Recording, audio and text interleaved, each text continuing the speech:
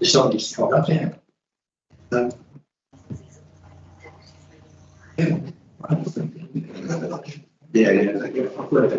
Yeah, that's right. Yeah,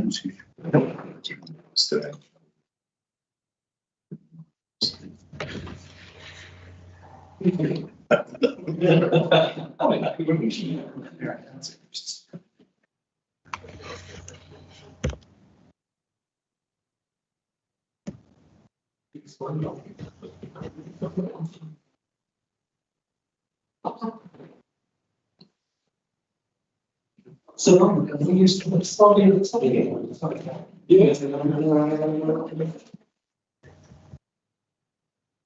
have signed up 73 treaties, including with the Trans-Pacific Partnership. A huge opportunity for imports of cheap goods and at the same time export great strengths in financial services, in insurance, in all kinds of know-how.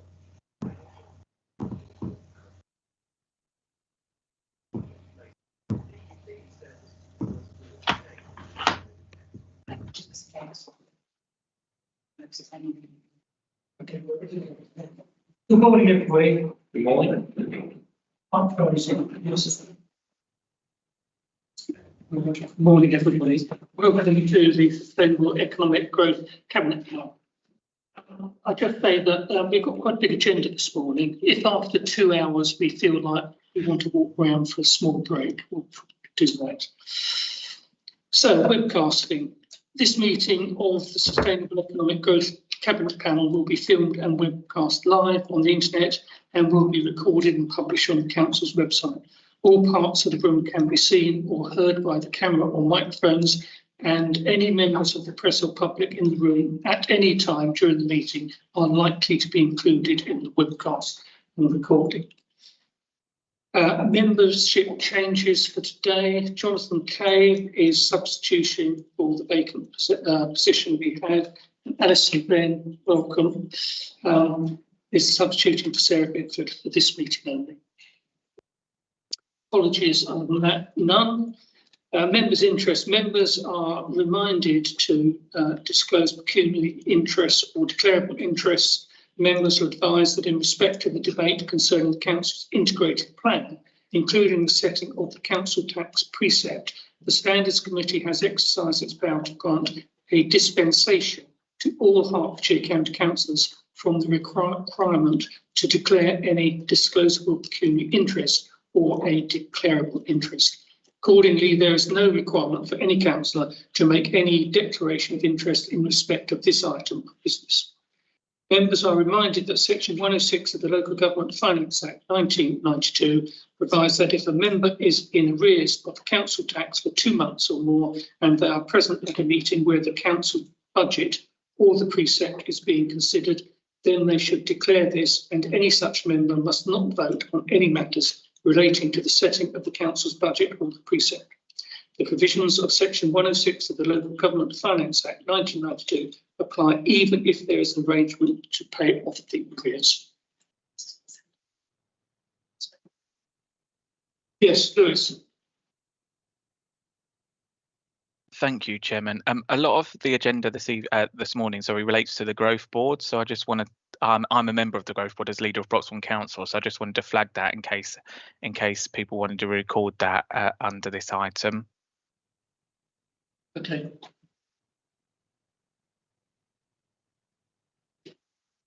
Right, part 1, minutes. I invite the panel to agree the minutes of the Sustainable Economic Growth Cabinet Panel held on 30th of November 2020. Do we agree those? Yes, yes. Thank you. Public petitions, none has been received to date. Item 3, the Integrated Plan 2024 to 2025 to 2027-2028 for this panel. Rachel is going to tell us about that. Thank you, Chairman.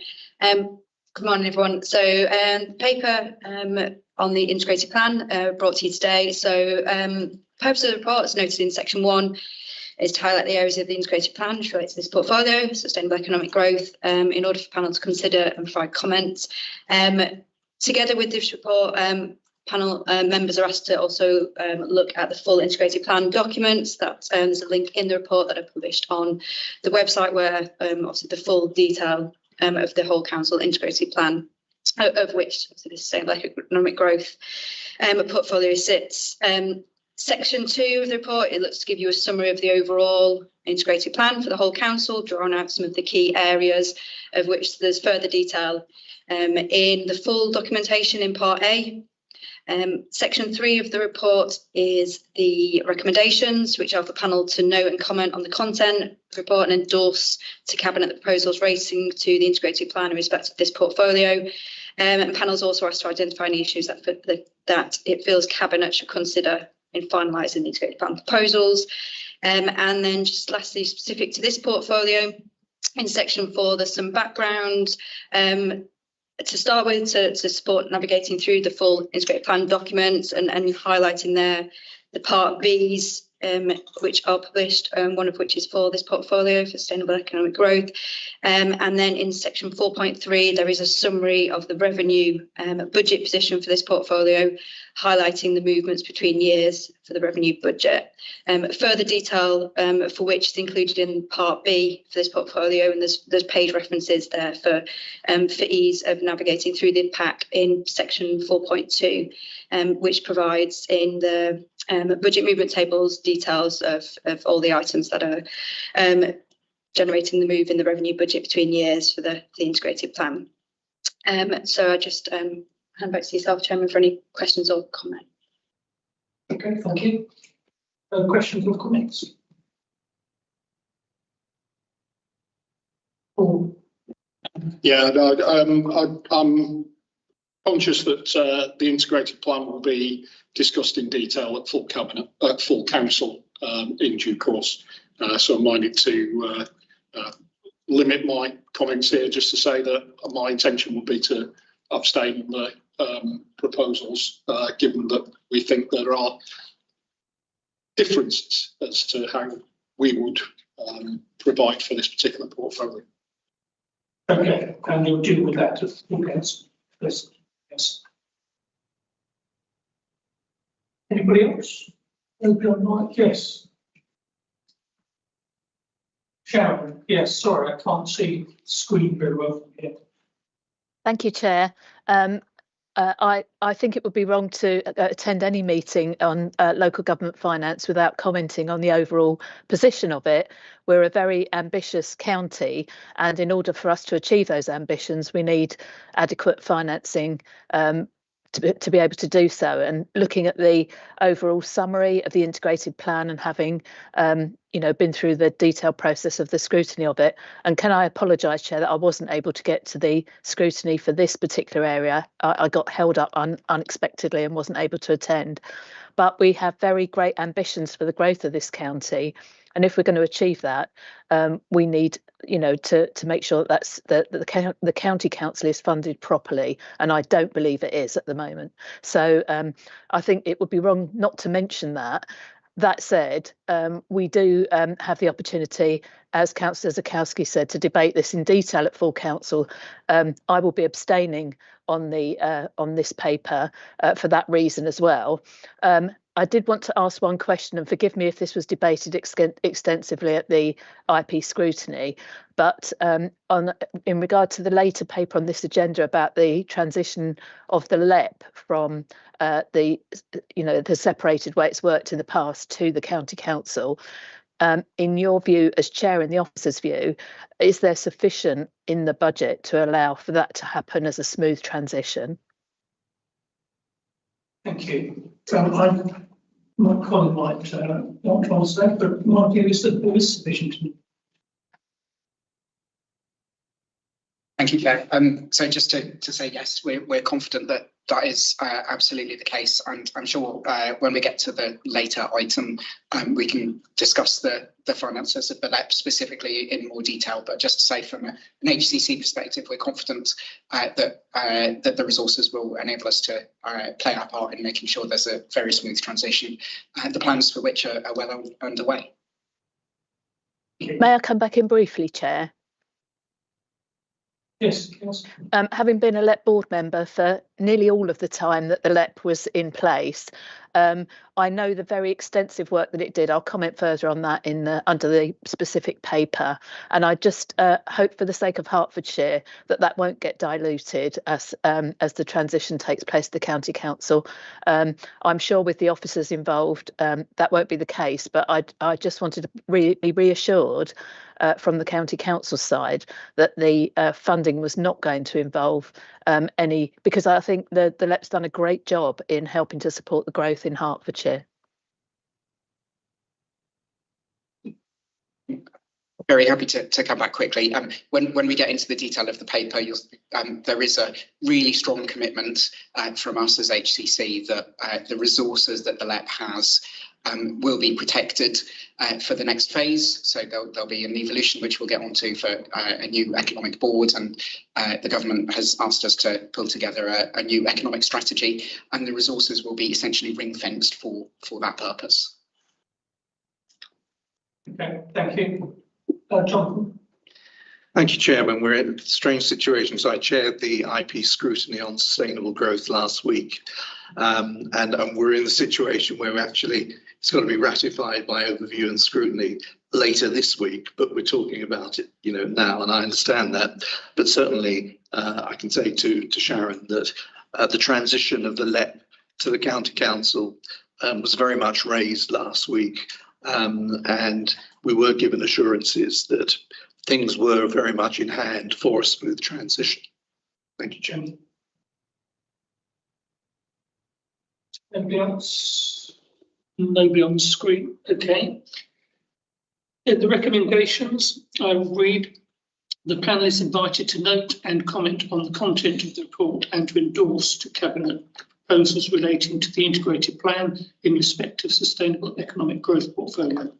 The panel is is also asked to identify any issues that it feels that the Cabinet should consider in finalising of the integrated plan proposals. We'll have a vote on that then. All those in favour of those two items, please show.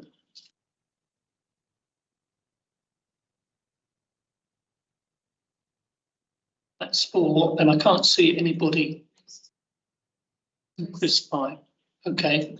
So, any against that? No, and then some abstentions.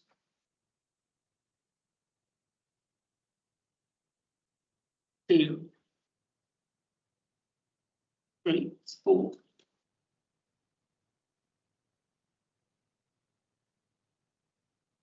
Yes. Okay, so what were the numbers on? 4 against, 5 in favour, 2 abstentions. Mr. Jones.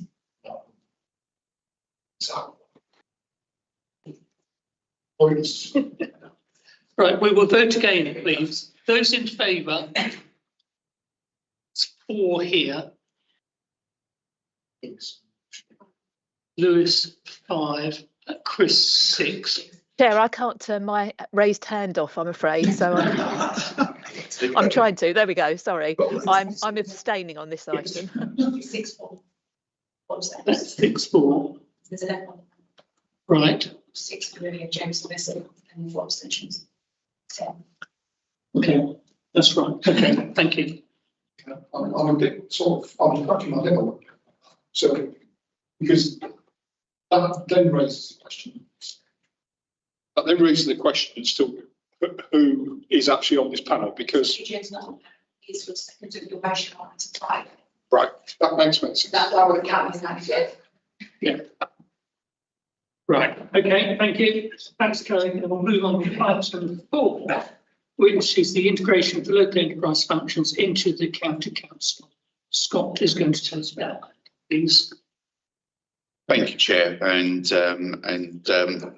let me just sort of say right at the beginning that the importance of this paper really to the future of the functions that are performed by the LEP can't really be understated, in the sense that the Hertfordshire economy is a net contributor the UK economy to the tune of some £40 billion. So it's really very much in our interest to make sure that the transition of functions goes smoothly and have the support of not only democratically elected leaders, but also of the business community as well. We've been fortunate here in Hertfordshire to have a very high-performing LEP that has attracted many millions of pounds of government funding into investment within Hertfordshire, has delivered and been responsible for delivering a wide range of infrastructure schemes to improve a number of areas of our economy and also connectivity. Has seen our economy safely through COVID and all the implications and support that was needed during that period as well. I could go on, but I think by any measure, we can see that our local enterprise partnership has been a success.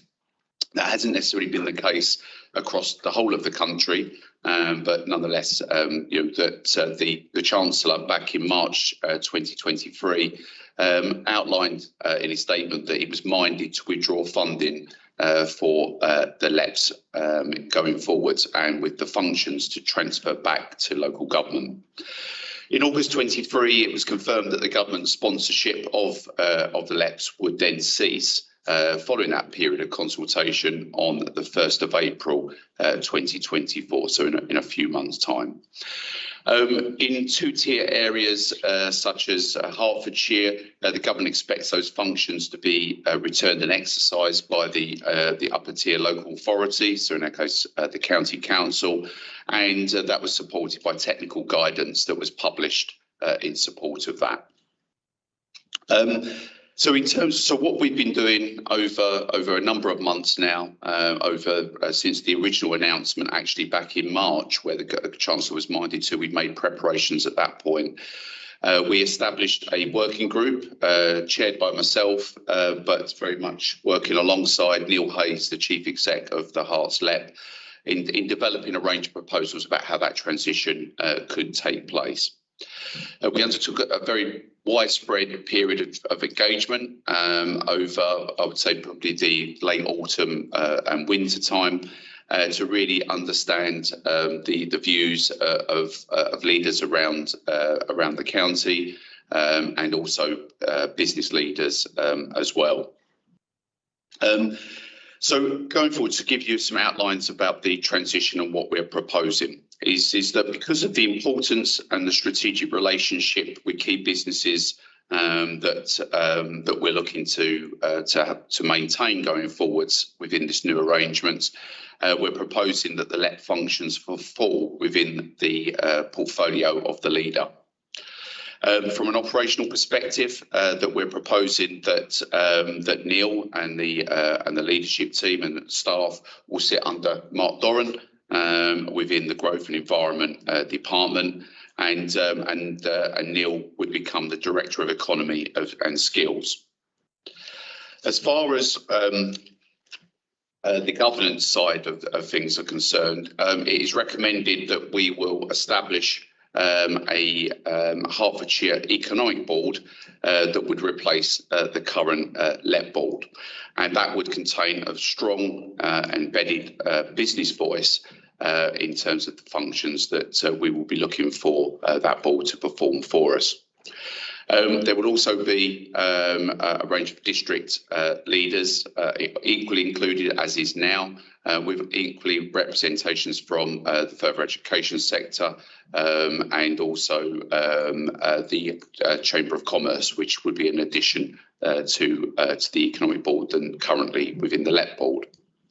It's proposed that the LEP's reserves, as Mark had already outlined on the previous item, that LEP reserves would be ring fenced, and during their transition over from the LEP to the County Council, they would be ring fenced for the future allocation by the Economic Board going forwards, based on the priorities that are determined by a newly established economic strategy for Hertfordshire, which just by timing and coincidence is due for renewal at this point, and is in the process of starting its consultation for agreement later in the year.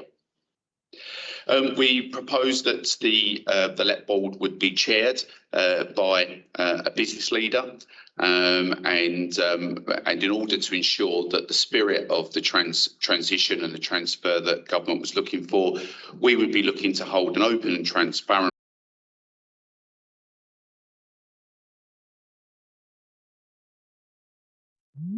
from the business community would all be invited to apply for that position. To ensure continuity and consistency through this transition period, we would also be looking for all board members to serve out their current term that they have on the LEP board to ensure, to help that transition take place. In terms of the functions of the Economic Board, that we see it covering a number of key areas. The development of a strategic vision for the economy of Hertfordshire, the funding of programmes and schemes that are identified in support of the economic strategy, and to respond to formal government consultations as well. In terms of the actual the establishment of the Economic Board and where it sits within Hertfordshire's governance, we've looked at a number of different proposals, but felt and taken some recommendations to Hert's leaders more recently. And I think that there's certainly not complete, there isn't consensus on the best way forward on that. However, from the County Council's perspective, we are proposing that we establish an advisory body that is established, which makes up the Economic Board, that effectively would then sit and decisions would get actioned through either the delegations that are afforded to Neil, to Mark, and where appropriate to the Leader of Council, as this being now within his portfolio. I understand that there are concerns about does that give the autonomy and the decision making to the Economic Board in the way that they've enjoyed previously. But all I'd say is that in many ways, under the previous arrangements within the LEP, we had our Chief Finance Officer or the Chief Advisory Officer to the LEP had the ability to be able to effectively stop investment if he felt it wasn't within line with the agreed priorities established by the LEP, and also that we would see that we would put a review in place for 12 months' time, that if there was concerns that every decision that the Economic Board was looking to make and was ultimately being sort of changed or interfered with by the delegations that exist, then clearly something has gone wrong in the arrangements that we put in place, and therefore I think it would be wise that we then look at the arrangements at that point. If we looked at the alternative model, which would be to co-opt business leaders onto a formal committee of the council, then our legal advisors advised that ultimately it would create a bit of a two-tier committee, in the sense that the elected leaders would have a vote on all the proposals, but the co-opted members wouldn't. And therefore, in many ways, that I feel that could be a disincentive for business leaders to become involved in this new arrangement going forwards. But as I say, I think to be fair to Hert's leaders, I think I should outline to this panel, there wasn't consensus on that, but ultimately I should be clear that it is the County Council's decision on the way that goes and is implemented. I think I'll pause there, Chairman. I'm more than happy to take questions. And obviously, I suppose Stephen and Neil Hayes are here that could probably fill in more detail. Yeah. Okay. Thank you. Questions, comments? Paul, yes. I start from a really interesting perspective, because one of the things that I note in the paper is the comments quoted from the government in March 23 about empowering democratically elected leaders, local leaders, at every opportunity, except financially, and except for our recognising our performance and productivity. Telling us we're doing a bloody awful job with one hand, and the next in the next sentence saying, oh, we think you ought to take this on. It just, the lack of coherency of some of the statements that come out of government I think needs highlighting every now and again about that lack of coherency.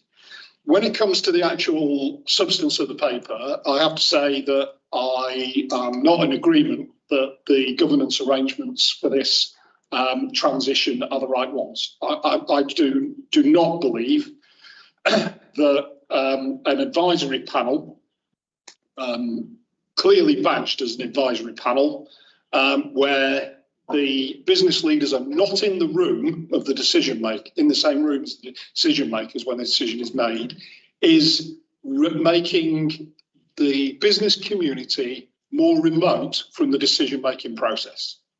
And I understand it's an advisory board, and therefore, because it's an advisory board, they can have a vote, but then it's an advisory board, isn't it? What they're doing is saying, this is what we think. The board itself would have democratic representation on it anyway, and they're saying, we're going to send this decision somewhere else for a decision to actually be made. And I do not agree that that's the right way to do it. If you want to have proper business input, you need the business people to be in the room with the decision makers. If they're not in the room with the decision makers, they will feel that it's not the right place to be.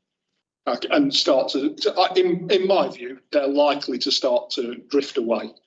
And so I don't believe that this is the right approach. I do think that a committee would be more appropriate, because even if they don't have a vote themselves, they're in the room with the decision makers and they can put that persuasive and compelling argument directly to the people who make the decision.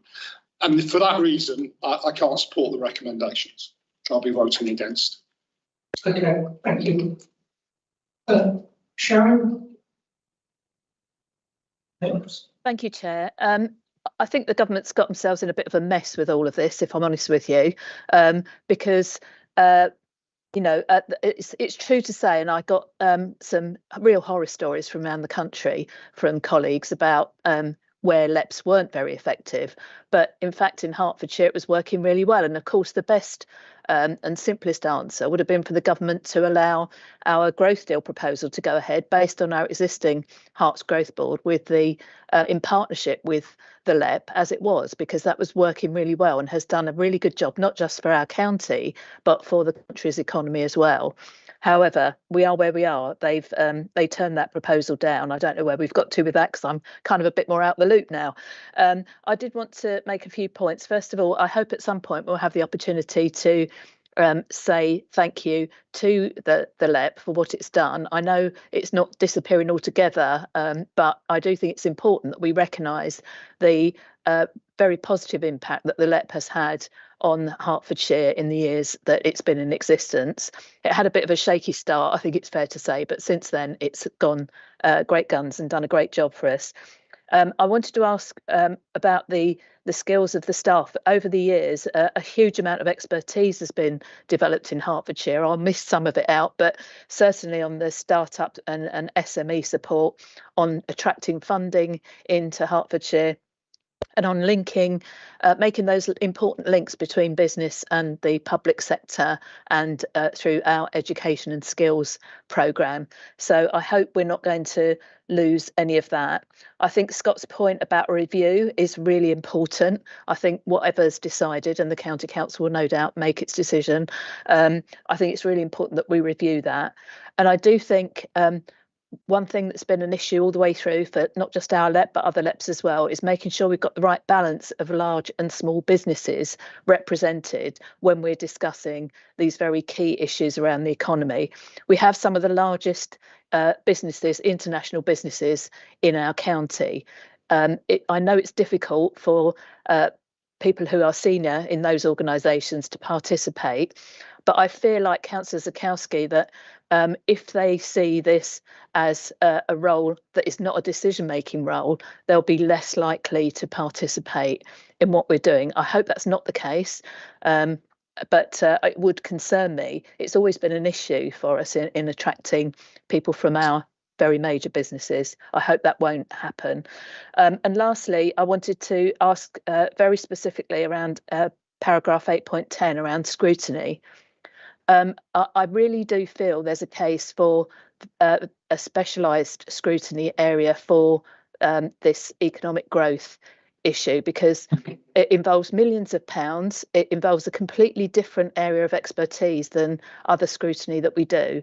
And I can't see that it just being covered as a sort of one of the things that the Overview and Scrutiny Committee does is going to be an effective way of scrutinising the millions of pounds that go through in terms of economic growth. So I wanted to ask what happens with that. And lastly, what's going to happen with the legacy projects where money was it was effectively a kind of loan from the LEP that has to be paid back into the economic growth pot so that it can be used again by others once the money's generated that was due to be generated from those projects. Sorry, Chair, it was a bit long. I apologise, but I really care about this issue. That's fine, thank you. I'll just hold that for a moment while I go to Lewis, and I'm writing down the questions, and we'll come back to questions in a moment. Lewis? Thank you very much. I just wanted to comment on some of the stuff Paul's commented on, and I think there's a way to work through it, because obviously if we get businesses involved with the new form that the LEP takes, if I can call it that, and then all of a sudden if the county council or the leader, for example, is overruling everything that panel has decided to do with business leaders on it, clearly it's not going to work, is it? And then business leaders will walk away. So I just wanted to ask questions around, well, how many times has currently the LEP made a decision and the county council has tried to stop that? And then also, I suppose, following on from that, we don't know how it's going to work until it's in practice. So can we get some assurances that after 12 months it's been in place, or whether they need 6 months to bed in, then a year after that, or what have you, this panel gets an update on the progress that's been made and what it looks like? Because I think we're trying to create an issue that's not an issue. If we want businesses involved, surely if what happens, if Paul is right and that happens, which I very much doubt, businesses aren't going to be involved, are they? And I don't think that's the intent of the county council. I think the intent of the county council is to get businesses involved, and I think that they will listen to this, if we want to call it an advisory group or what have you, this group very much, because as I said, the moment when they start turning around and saying, no, we're not going to do this, we're not going to do that, we're not going to have businesses involved, and that was not the intent that I got from the paper. Okay, thank you. We can't take Adrian's question.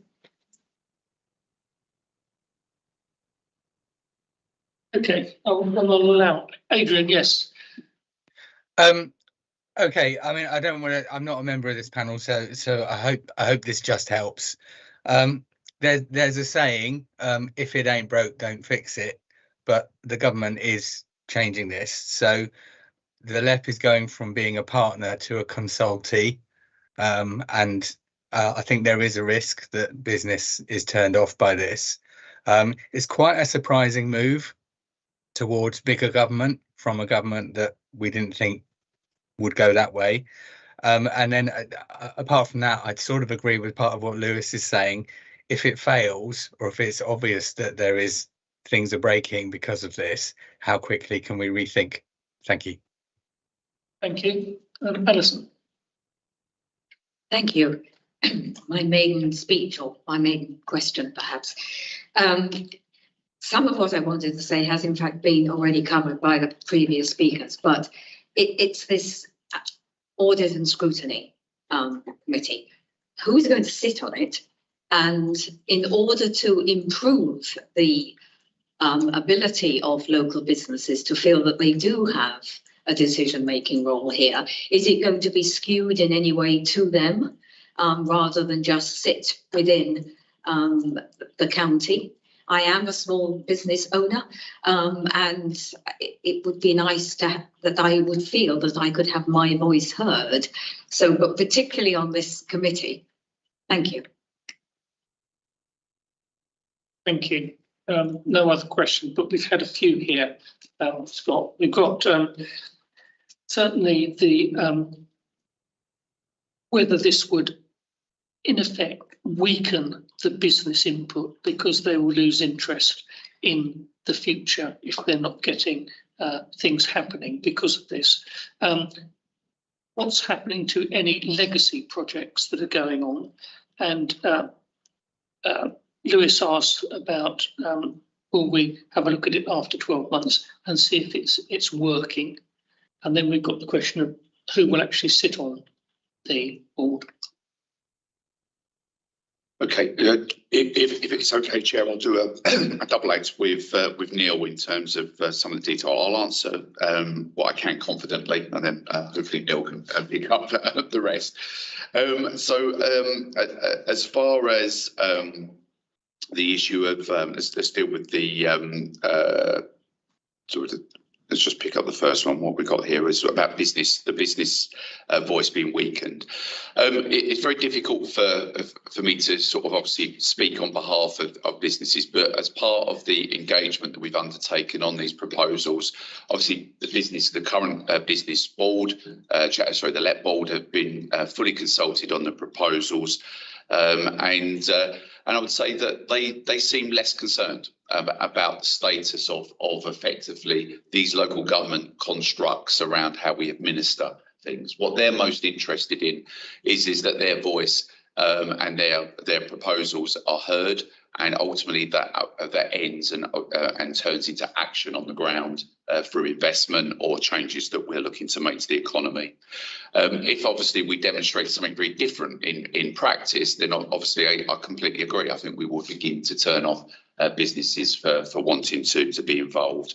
But again, probably Neil will be able to comment on that further. But my general feeling back from businesses is that they're not overly concerned about that point. As far as the point around a report back, that's no problem at all. We can make arrangements for a progress report to come back, and it's just good practice on these sorts of changes. Anyway, we can commit to that. In terms of, sorry, Chair, would you mind just remind me of the legacy projects? Maybe Neil would be best to pick that one up. Thank you, Chair. In terms of the sort of legacy budget, so to speak, so we've got around £24 million worth of operational programme reserves. Going back to a point I think was made earlier, we've got £2 million of operational reserves. I think it's important to stress that there's lots of talk about core funding, and that's actually very small amounts of the kind of the turnover over the LEP as it's constituted. It accounts for about 25% of the operation of the LEP in terms of staffing, etc. So those reserves have been built up on the back of delivering and management of a significant number of programmes. In terms of where we go next with those programmes, I think on the positive, they are no longer associated with sort of national policies and strings, as it were. So essentially, Hertfordshire can determine where it wants to deploy those resources. And the logical route suggested in the report is we develop the economic strategy, we all agree what the economic priorities are, and then we allocate resources to those economic priorities as a result of that. I think there's a keenness from the board members to make sure there's still an element of reinvestment and recycling. And to that point, a number of those schemes, there are some schemes that are still due to pay into the current LEP that will come into the county council, and that's still under contract. So all the contracts that were delivered under the LEP actually came from the county council as a accountable body. So that had no material difference in terms of that. So I think there's a great degree of flexibility and opportunity in deploying those resources.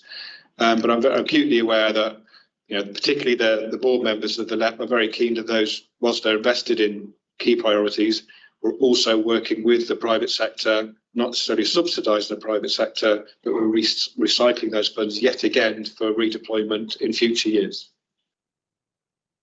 Okay, thank you. And one last one about the scrutiny. Yeah, absolutely take the point, and I think that what we need to look at, and as the board and obviously Mark and Neil start to operate under new arrangements, is that what I think one of the strengths I certainly saw from the existing LEP is that their quality control measures, their scrutiny of projects and programmes before ultimately they went forward for implementation. So I think that sort of internal challenge and control, I think, should also exist before in the way that future funding and schemes are initiated. Going forward, I take the point around the sort of specialist nature of the scrutiny. I still feel that there is a role for our scrutiny function to continue to play a role, as it probably did previously. I think there was a few scrutinies of the LEP more generally over the years, over its 10 years plus in existence, but I would still see that there's an important role for our governance to play in that, as well as district scrutiny. Committees could also make arrangements to scrutinise the work of the wider LEP as well. As far as just the business voice, I think we need to make sure that we are encouraging all people from business to be involved, whether it's from big or small companies. I think there is a danger sometimes the people that have got the ability to spend or be free up individuals tend to be from larger organisations, but certainly the engagement with the Federation of Small Business and other business owners, I think we need to make sure that we're encouraging that voice into our future economic board going forwards, because it's, as we know, that it's a sizable part of our business rates that we raise as a county, and tax that we raise as a county comes from small businesses within the county. Okay, thank you. Thank you, Chair. Yeah, I just wanted to kind of pick up on a couple of the points as well. Just in relation to the advisory nature of the board, to be really clear, there's no intention that we badge it clearly as advisory. The paper is, uses that term and is clear on that term, so that all of us in this room are very clear of their kind of constitutional governance nature within HCC governance, and it's important we're clear on that. But all of the badging will be, essentially, we will be inviting the LEP under its new guise as the Economic Board to kind of design its own brand and presence, which I imagine will be an evolution of where they are at the moment, to retain business confidence. And that's a really important part there, that the business voice is strong, that they can engage with the business community in a kind of semi-autonomous way from HCC. And certainly that's my intention, Neil's intention, I know, and indeed Richard's intention from this change, is that we get the best of both worlds. So we enable the LEP and the business members of the LEP to build on the really good work that they have done already, and to continue that, and to advocate for change, and frankly to kind of push HCC and the wider public sector system. That's what we want them to do. But we also get the benefits of them being a bit more closely aligned with us here. So, for example, aligning more closely with the growth agenda, with sustainability, with the wider Hertfordshire Growth Board missions, etc. There's just there are some opportunities there to ensure that the work actually of the LEP is almost broader and more impactful across the public sector system than perhaps it has been in some respects so far. And then finally, just on the point about should it be advisory or should it be a committee, I completely recognise it's a judgment call there. I think our view collectively, and Scott said, having spoken to many of the businesses on the LEP board, is that having a board where all members are equal and have equal say, equal kind of voting rights, if you like, creates for a more harmonious discussion there. And the people who are making the decisions ultimately, which will be primarily Neil in terms of delegated powers within the constitution, will be in the room, and myself, and then Richard if decisions sit with Richard. So our intention is that the decision making is in real time in that sense within those meetings. Completely accept a committee structure would be an alternative. I think we'll need to see what businesses make of it, but as Scott said, in 12 months' time, really open for a review, and who knows what changes will have happened in 12 months' time, and the entire landscape for economic development locally might look a bit different. But 12 months' time, we'll be able to kind of sit back and reflect. Thank you, Chair. Sharon, I want to come back on that. Thank you, Chair. I just wanted to say that the points that have been made about scrutiny, I think, apologies to Scott, but I think he's missed the point. I do think overview and scrutiny and district scrutiny committees will be able to look at the LEP and say, has it delivered what it needs to deliver for the county? What they won't be able to do, in my view, is do the detailed scrutiny of whether business cases for the multi-million-pound deals that are done on LEP projects have been delivered, because we've always had business involved with that, and they bring to it all the business expertise they've got about whether a project is delivering on the business objectives of that deal. I remain concerned about that, and I hope that we will be able to have another think about that, because I do think it's really important that those major business deals, and they are multi-million-pound deals, some of them are, there is some avenue for scrutinising those properly, and our business community have done a really good job of casting their eyes over it with all the expertise they have in the past. And it would be, I think it would really be a detriment to the way that this operates if we lose that altogether. I can just respond. In terms of the broader assurance, what we're looking at doing is there is existing insurance framework as part of the LEP deal with government. So there's a quite detailed set of criteria that the LEP has to adhere to, and that includes business scrutiny, for example. What we're doing is taking that with us into the new arrangements, modifying it as and when necessary in terms of delegations, etc. But the principle of having business engaged in scrutiny, for example, the LEP has sub-boards, and so you get to more deep dive on issues around skills or business support or innovation.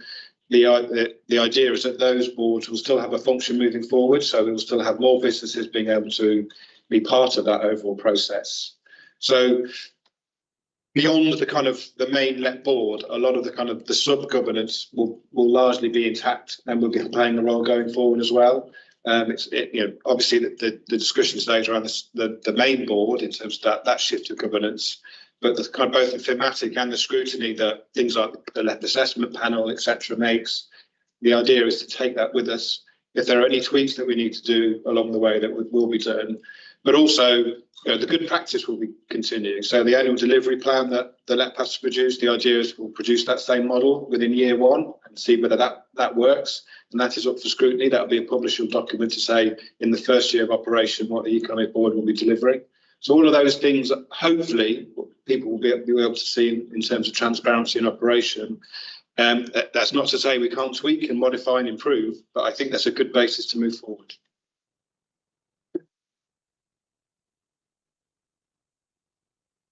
Oh, yes. Sorry, thank you. I just also wanted to quickly pick up on a couple of Baroness Taylor's points from then and earlier, and just on the the skills coming over, because I think it's a really important thing for us in HCC. So firstly, the skills of the existing business members of the LEP, we really hope that they will continue on the new board to see out their current term, essentially. So we're in discussions with them all about that. We're really conscious these are very busy people from the business community who are giving up their time, actually, free of charge, to support their local area. So we really value that, and we'd be delighted if they would continue after April. Understand for some various circumstances, some of them may not, but we really hope they will.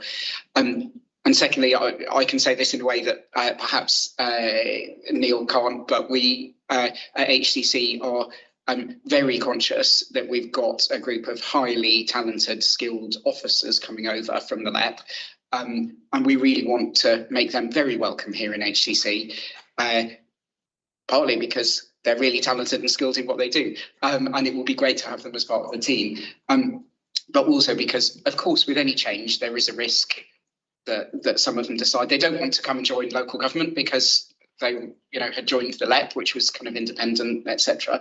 And so making sure that we welcome them warmly, we offer them the benefits of being more closely integrated in HCC, but also we really encourage that team to maintain its kind of semi-autonomous culture and that kind of slightly more agile, can-do, business-focused approach. than perhaps sometimes we have in local government, although we might always aim to be agile and flexible and business focused. But they have a culture that is much more like that, and we really want them to maintain that culture and bring it when they come across to HCC. Thank you. Okay, thank you. No more questions. I'll read the recommendations then. But the panel recommended that Cabinet approve the integration of functions currently performed by the LEP into the County Council on or before the 1st of April this year. Authorise the Executive Director of Growth Environment to work with relevant members and directors to implement the necessary governance and administrative arrangements to integrate LEP functions into the County Council, including establishing a successor brand identity to the LEP through which to deliver these functions.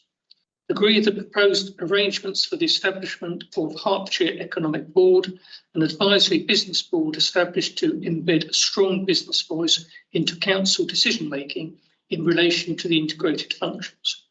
Authorise the Director of Law and Governance in consultation with the Leader of the Council and the Director of Finance to prepare and implement terms of reference and procedural rules for the Hertfordshire Economic Board and to take all other steps necessary or incidental to this implementation, including a review of the LEP's assurance framework and adoption of relevant and necessary parts. Note the provision in relation to core funding for functions currently performed by the LEP and future use of LEP reserves. Okay, those in favour, please show.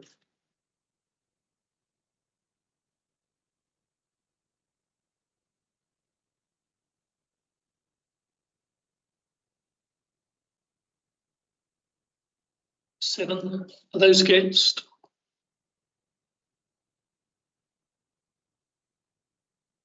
Two against. Any abstentions? Right. Okay, thank you. That's carried then. Item 5 then is the Hertfordshire Development Quality Charter, something long awaited, I think. Yes. And Colin will tell us about this. Thank you, Chair. Yeah, you have in front of you a development quality charter that has been endorsed by Herts Growth Board and by the Hertfordshire Developer Infrastructure Forum. What it was, a collaborative piece of work, is how I describe it, with the developers on that board and with the district councils to try and push our corporate agenda and many of our district colleagues to improve the quality of development. And the charter has a series of pledges about design and placemaking, master planning, and then a pledge about increasing sustainability standards. And what we hope is that developers will sign up to this and make this commitment to build to those higher standards for any project. And at the same time, district councils will sign up to it as relevant local planning authorities and will hold developers to account on it, even if they haven't signed up to it themselves. Now, it's not a formal policy. It hasn't been through the same scrutiny process as a planning policy. It is a wider charter, much more voluntary, collaborative approach, and that will pick up on the motion query. But what we want to make the recommendation is that the county council signs the charter as a landowner, as a developer, and the schemes that we build meet this charter's pledges. This report is going to go to Cabinet soon. Running parallel to this is a sustainable construction design guide prepared by our property colleagues in partnership with other services. That's going to resources panel soon, and that will set out the specifications necessary to make HCC projects sustainable. So schools, libraries, health, adult care, housing facilities, those sort of things, so that by the time this reaches Cabinet, you will have the charter saying, this is what we want to do, and the design guide saying, and this is how we intend to do it. So that should present a complete picture. So we would sign up as landowner developer. We would also sign up as the county planning authority, and then planning applications that come to us, we would use the charter to test whether they have done that. It would be a material consideration in the weighing up process. It doesn't have the weight of policy, but it is something else we can take into account when making those judgments. And members on the Development Control Committee can consider it as well. And in the meantime, we'll continue to work with developers and councils through the Growth Board, through the Development Board, to get others to sign up to it. So I will leave it there, Chair. There is. Thank you for that, Colin. Important piece of work. I have always felt that we need to nudge along developers a bit to do perhaps better than they can. And I have also been saying for a long time that we need to make sure that everything that we build in Hertfordshire, everything that developers put up, will be considered worthy of the county. And I would not want in the future anybody to say we could have done better on the quality. Having said that, there is of course the balance of developers having enough money to do what they're doing and not cutting back because of our quality shelter. See, and I have a motion. Are we going to take the motion now? We'll take the motion first then. So we're not going to take the motion. Right. Yes. Okay. Indeed. Yeah, I'm sure Adrian will have fulsome comments to make in due course. But given that it gives me the opportunity to perhaps speak first on the paper and on the development charter and to the motion. The thrust of the motion was we were hopeful when we heard about the development charter that it was going to have what I would describe as real teeth in terms of delivering more sustainable development within Hertfordshire. And we were somewhat disappointed when it came to the kind of environmental aspects of that were proposed in the charter, that it requires for a charter mark for a developer, for that developer to put a nominal effort beyond current building regulations into their development. 1 millimetre of extra loft insulation gives them the charter mark because it's beyond. And we thought there was a missed opportunity to actually try and challenge developers to step up a bit further than that.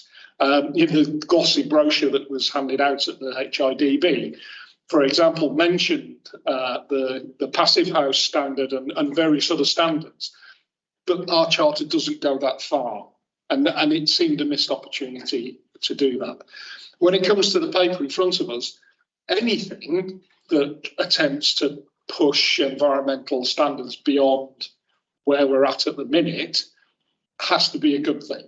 So we're not going to vote against having a charter, because as I had a conversation with Richard at HADB about this very issue, he did make a very good point, and that is that once you have a charter in place, there is no reason why you can't ramp up the standards in that charter subsequently.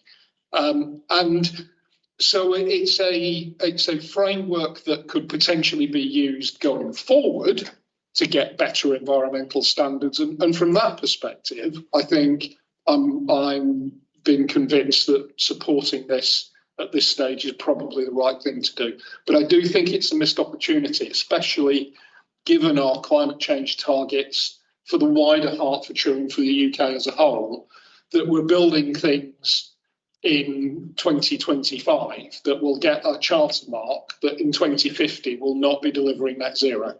And I think that's a missed opportunity.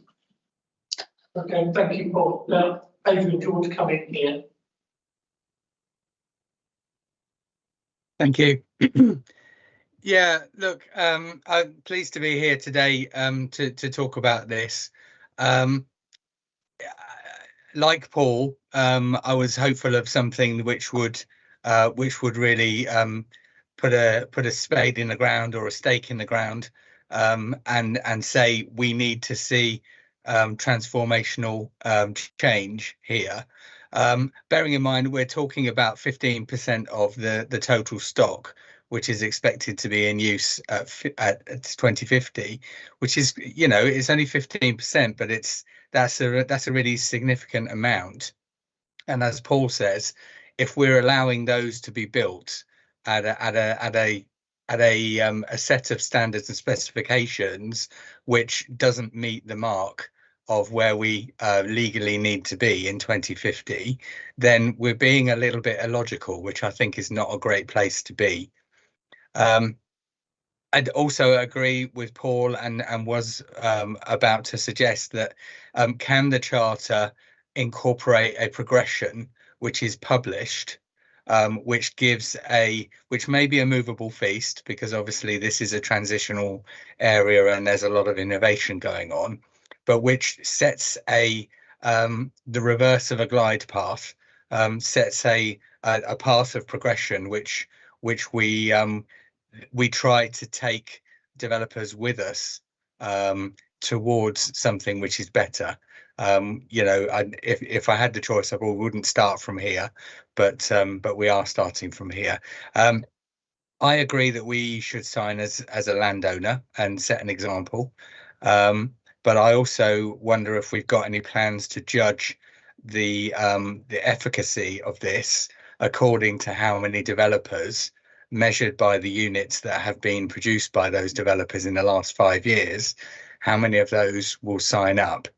And just addressing particularly the viability argument, it's always seemed to me that an energy efficient home ought to be worth more to buy or to rent, because the available income is not going on energy costs.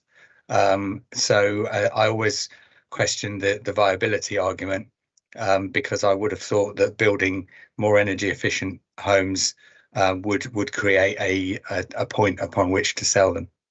Thank you. Okay, thank you. We'll just hold those for a bit and we'll come to Steve and then Jonathan. Thank you. Excuse me. Thank you, Chair. Yeah, not a huge amount to add really, actually. But I mean, you mentioned nudge along developers. I think it's important we make it plain and simple to attain planning consent. Design in our county that where we all live has got to adhere to a standard that residents expect and welcome and support. I think in terms of design, supporting economic growth and all the other reasons that we're bringing this in, I think it's important we lead by example. I've had many robust discussions with developers, both in terms of planning meetings and also in important presentations. And I explained to them that if you want planning consent to build in the best county in the best country, then it's got to be good. And I leave them leaving the meeting with no uncertain terms that they've got to come up with something impressive. We've got challenges. We need to build new homes. We need to protect our green spaces. We need to grow our economy and all of these things whilst juggling carbon emissions. And I think the Charter is a great opportunity to ensure that developers know without any shadow of a doubt that we absolutely mean business when it comes to quality sustainable developments. And I think also it's something we need to realise that this is something that we can all be proud of and our residents can be proud of once, for years to come, once those developers have finished their development and of course moved on and left us with the developments. Yeah, thank you. Jonathan? Thank you, Chairman. Yes, I can understand the direction that Paul and Adrian are going in. I think it comes down to specifics when, and different people will have different opinions. So I might agree on increased loft insulation, but I might say air source heat pumps, maybe not just yet, insisting on it. And other people will have other views, but I can understand the direction that you're moving in. I was wondering, we know that the main planning authorities, of course, are the districts, and you want to bring them on board as well as best you can. I wondered if you've already discussed it with them, or if you haven't, what measures might be in place for you to do that? Yeah, I'll come to that question and then I'll come back on the other points. Yes, we fully involved the districts in this process informally during the creation, drafting of this, and then as it went through the growth board. A number of them have already signed it, so they are now using it alongside their local plan policies to improve the quality of development. So those that are signing up very happy with it, think it's a useful addition to their box of tools to help improve quality and sustainability. and a few are waiting for us to do so, and will follow suit, is my understanding. But we should have really good coverage in most of the county in the coming months. In terms of the motion point, hopefully I can reassure.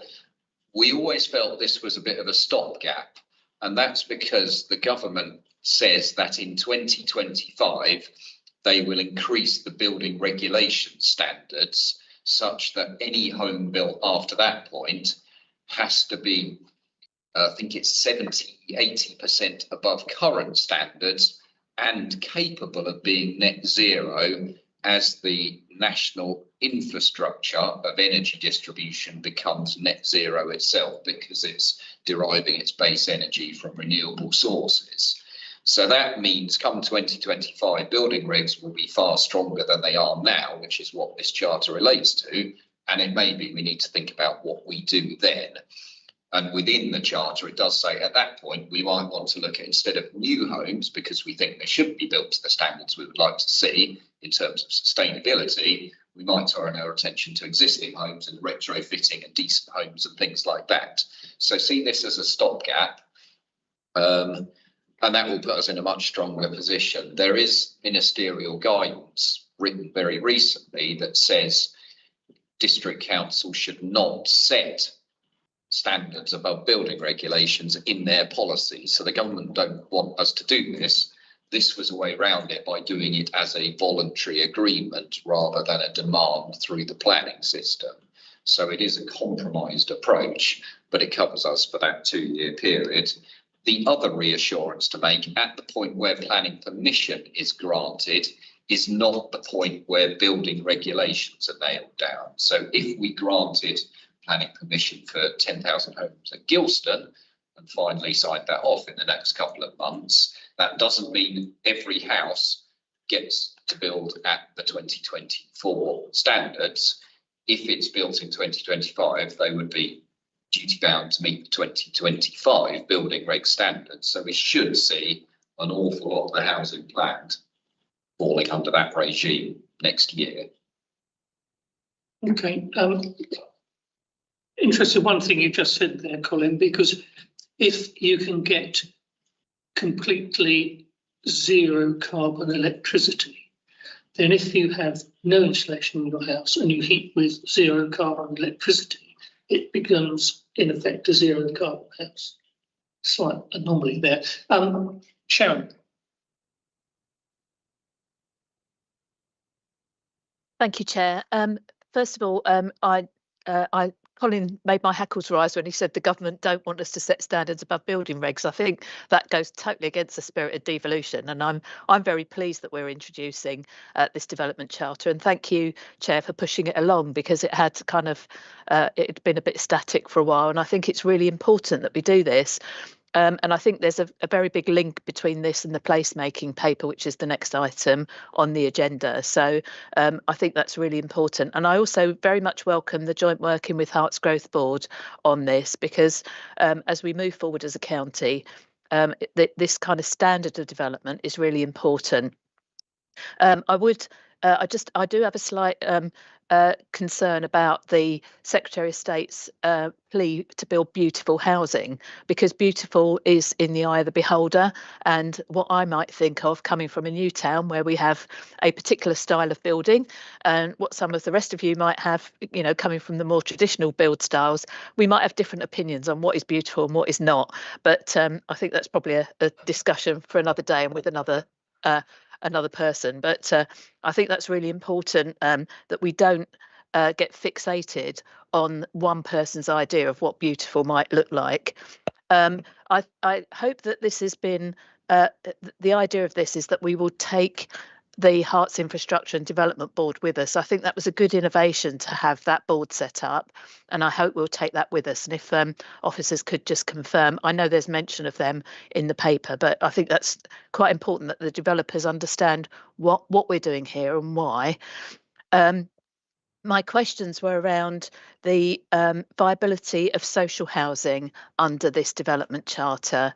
And I do have some real concerns about that. As everybody in the room will know, when we go through the planning application process, the viability of social housing is always a matter of contention with developers.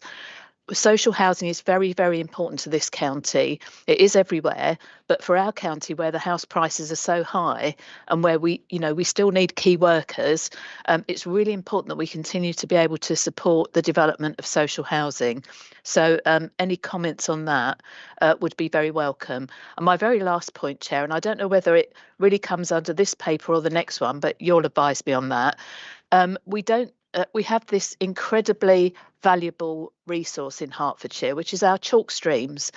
We have, in the southeast of England, we've got 85% of the world's chalk streams. They are an incredibly precious resource, and I think deserve special mention whenever we're talking about development, because it's really important that all developers in this county understand how important that resource is, not just to us, but internationally. So I don't know whether it belongs better in the placemaking or in the development charter, but I do think we need to make it very clear to developers that we as a county want to protect, value and cherish our chalk streams, because we have to do that for the environment internationally. Thank you. Yes, certainly agree about the chalk streams. We'll come on to that in a moment. I just asked Lewis for his question, please. Yeah, thank you very much, Mr. Chairman. And I think it was Colin briefly mentioned it. And I get here we're focusing on new builds, but obviously new builds are compared to existing housing incredibly energy efficient. So why aren't we focusing, if the aim is here to have more sustainability and to cut carbon and what have you, why aren't we focusing on trying to make our existing housing stock more energy efficient rather than new builds? Because obviously new builds, you've just mentioned, building regs are going to increase. I live in a new build flat. I hardly have the heating on, but compare this to, I suppose, a 1960s built flat. I suspect they have the heating on way more than I do. So why aren't we focusing more of our attention on existing housing stock, because that's where the majority of carbon in terms from housing is produced, and it's not new builds? Thank you. Right, a few questions there for you, Colin. Oh yes, sorry, Alison. Thank you, Chair. I would like to mention a couple of things. I am a member of St Albans District Council, and as you know, famously we have the oldest local plan in the country, and we are part of a whole series of Hertfordshire planning authorities going through the local plan process. We have certainly agreed under the Herts Growth Board to adopt this. As I have been part of the committees going through this process for the last 18 months, I am disappointed in its lack of ambition in some areas, and I particularly wanted to point out social housing, which the Baroness has mentioned. There's nothing in here about adaptations, houses for the disabled. The government specifications currently are very, very low. Basically, if you can have a wide front door so you can get a wheelchair in, that's an adapted house. That is not sufficient then for when the person in the wheelchair moves around that house. And so that has been, I think, it is a real missed opportunity here, because so many of, well, let's face it, the developers are not doing it. Also, again, because of the government passing the bill that is still allowing water companies to put raw sewage into our waterways, again, I reiterate the Baroness that our chalk streams are basically being polluted and slowly disappearing. And to allow this, and at the same time to allow the developers not to have to follow the nutrient levels, which of course is a very new bill. Yet again, they have given in to the developers to say, no, you don't have to protect the waterway when you are developing. This is an enormously missed opportunity for us to show in Hertfordshire how much we care, not only about our future residents, they have the houses they want to live in, which includes without doubt social housing as well as adapted houses and energy efficient houses, but also to show how much we care about the environment. Thank you. Sharon, do you want to come back? I just wanted to, as the councillor has just mentioned the nutrient neutrality, I just wanted to make the point that that isn't in the bill because it was introduced in the House of Lords and it was voted down. So that isn't currently in the bill. The government have said they're going to bring it back in a separate bill, but they haven't yet done so. So the nutrient neutrality proposals were defeated. That's not to say they won't come back again to bite us, but I do think it's an important issue. Thank you. Bear with me on this because this is the answer. When we talked about this, we had lots of chats about the breadth of this charter. And the analogy we had at the time, there's a game called Buckaroo where you have to hang things on a donkey. And if you hang too much, it kicks it all off. So we felt that it was better to focus on the design and the sustainability aspects and get that buy-in, that voluntary buy-in from the development industry on those key factors, rather than adding too much in. And there was talk of designing out crime and, architectural elements and all of the other components of the building regulation system. But we felt we should focus on those issues, not to deliberately exclude them, but just to give that focus. Within the charter, it does talk about the next step being how do we retrofit existing buildings, recognising they are a large proportion of what we have and what we will have in the future. So we can look at that. That will be the next element of the conversation. How will we do that, particularly once we get to 2025? It is a much more complex thing to do, I think, is the second answer. To write this charter, get people to sign it, relatively straightforward in theory. To look at housing ownership and taking money and going into those houses, whether they're privately owned, council-owned housing association, etc., and retrofit them, becomes a much bigger task involving more partners than just the county and districts. So we need to think about that. But I absolutely agree with you, it's the right thing to do. So we can take that forward. Some of the other points you've made, things like chalk streams, absolutely agree. The county is responsible for writing a local nature recovery strategy. So I see that as being a really important document where we can look at those sort of topics and how do we improve the environmental quality of all the different assets we've got in Hertfordshire and surrounds as well. So quite happy to arrange briefings for that topic amongst our sustainability colleagues. Adaptations for disability, again, part of the building control system, something we can look at and add in if we think that's a sufficiently important topic, and we can have that conversation with developers. But hopefully that covers all of what's raised, Chair. Thank you. Well, there was just two things that I wanted to one, ask, and two, sort of comment on.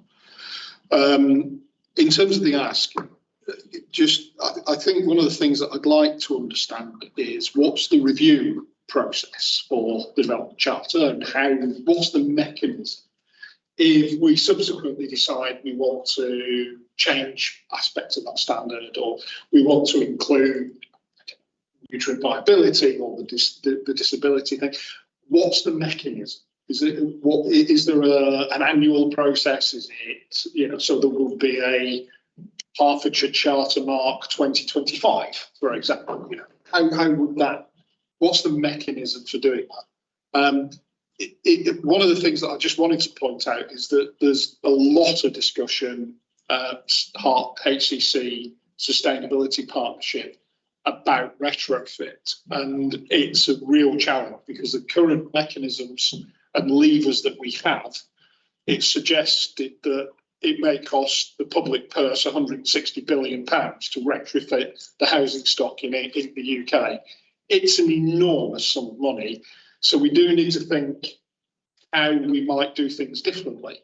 And actually, one of the things that I think is a viable approach to encourage householders is the approach that Solar Together has to try and bring householders together under an umbrella of local government to get good value, contractors, and to get a discounted price for bulk buy.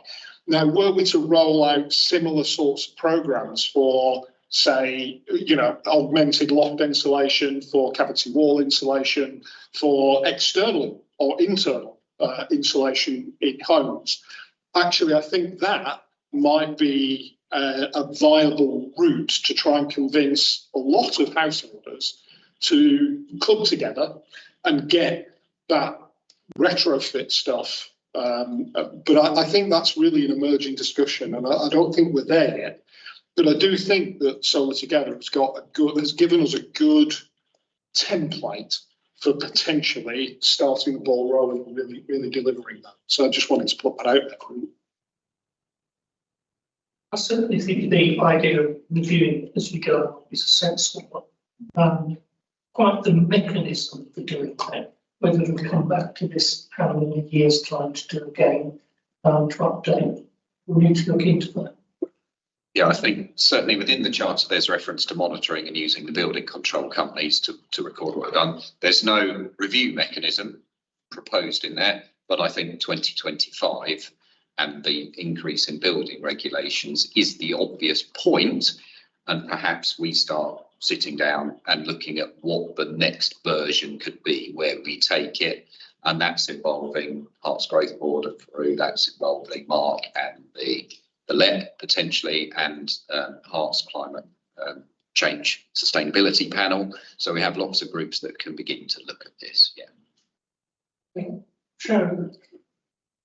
Thank you, Chair. Just as a point on the retrofitting, the costs I do know of the Stevenage Council housing stock, and it's £240 million, the bill for retrofitting just the council housing stock in Stevenage. The point I wanted to make, Chair, was that Colin, on the chalk streams issue, I totally respect your great expertise in this field, Colin, but I don't think developers are really they're not always the first to pick up the nature recovery strategy and read it, but they will read development documents. So that's why I think it's really important that whatever we're doing on development in Hertfordshire, we have this key point in around our chalk streams. Okay, thank you. I'm sure the leader of Willing Hatfield would look at the 9,000 council houses there and the cost of retrofitting and putting in heat pumps. It's huge. Yes.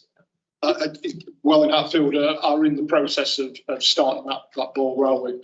And we have been successful in getting some government grant to do some of the most significantly poorly performing properties. But it's a huge amount of money for a relatively small number of houses in terms of what that grant will deliver. It's millions of pounds and it's tens of houses.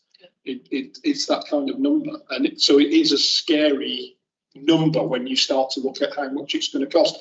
It doesn't surprise me at all. It's 240 million. I think you could probably replicate that across just about every local authority in the UK. And that's why you get to 160 billion with a housing stock in the use. Okay, so we have the recommendations, which I will read. That Cabinet Panel considers the response to the motion, which we're going to do. Cabinet Panel recommends to Cabinet that the County Council signs the Hertfordshire Development Quality Charter as a landowner developer and thereby agrees to its pledges to achieve high quality design and sustainability standards above current building regulations. That County Council signs the Hertfordshire Development Quality Charter as a county planning authority and thereby treats the charter as a material consideration in the determination of planning applications. This will mean that developers submitting planning application to the County Council that achieve the charter's pledges will have a better chance of securing planning permission. The County Council uses Hertfordshire Growth Board and Hertfordshire Infrastructure and Developer Board to encourage other councils and developers to sign up to the Charter's pledges. Right, that's how it stands. Those in favour?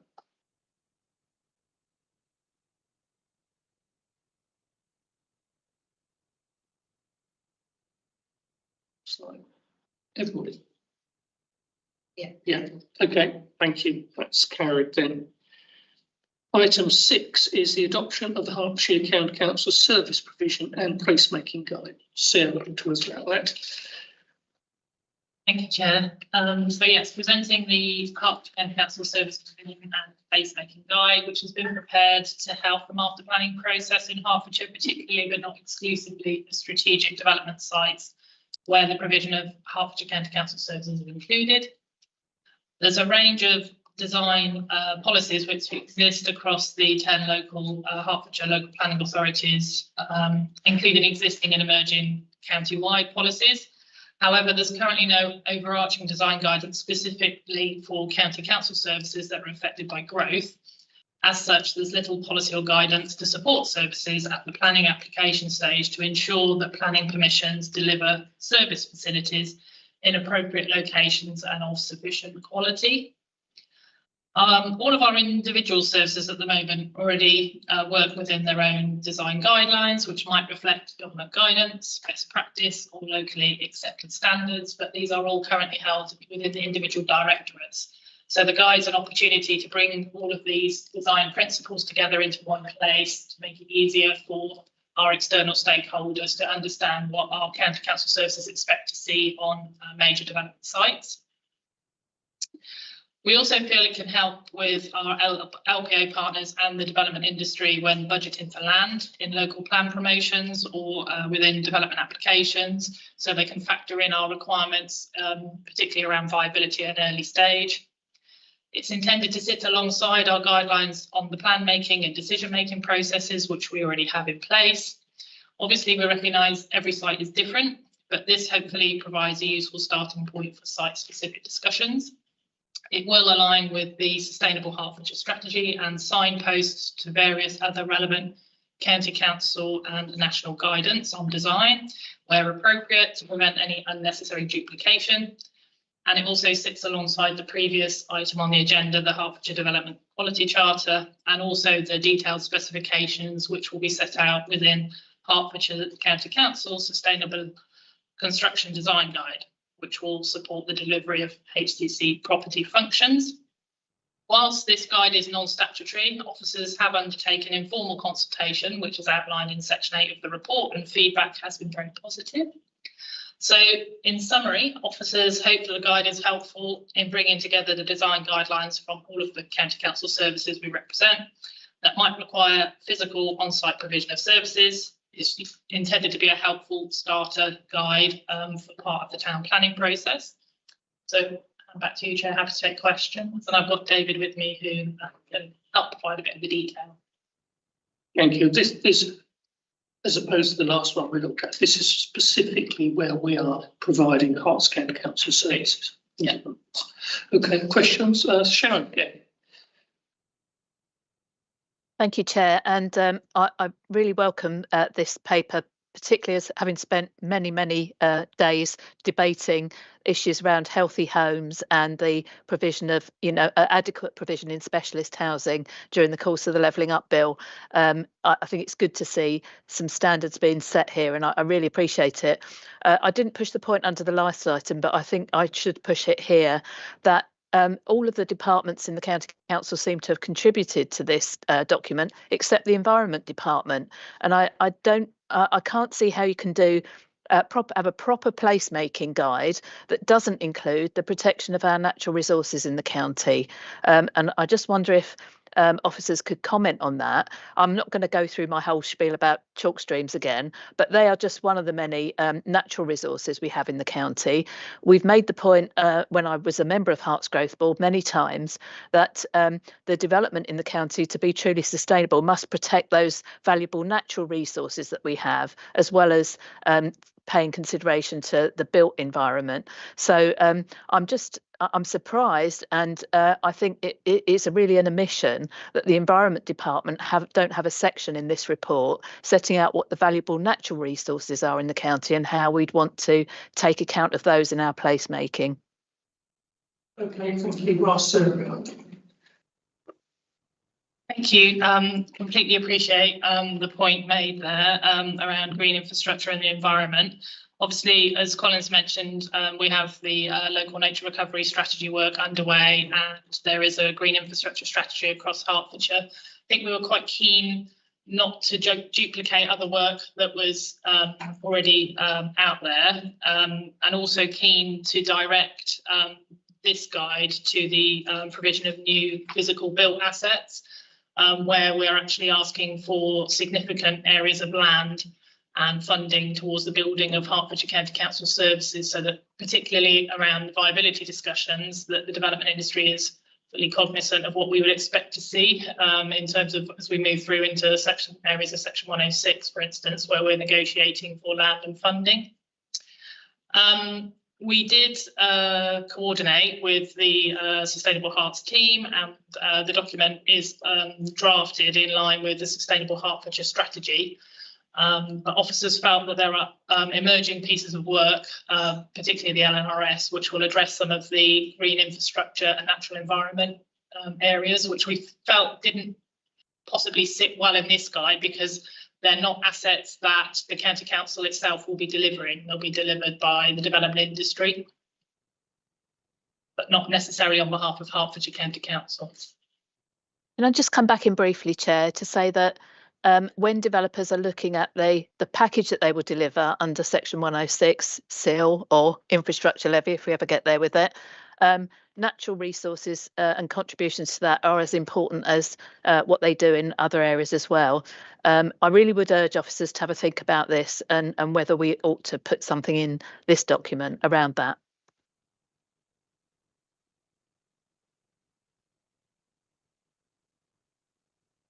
Yeah. I'm just going to come on to that.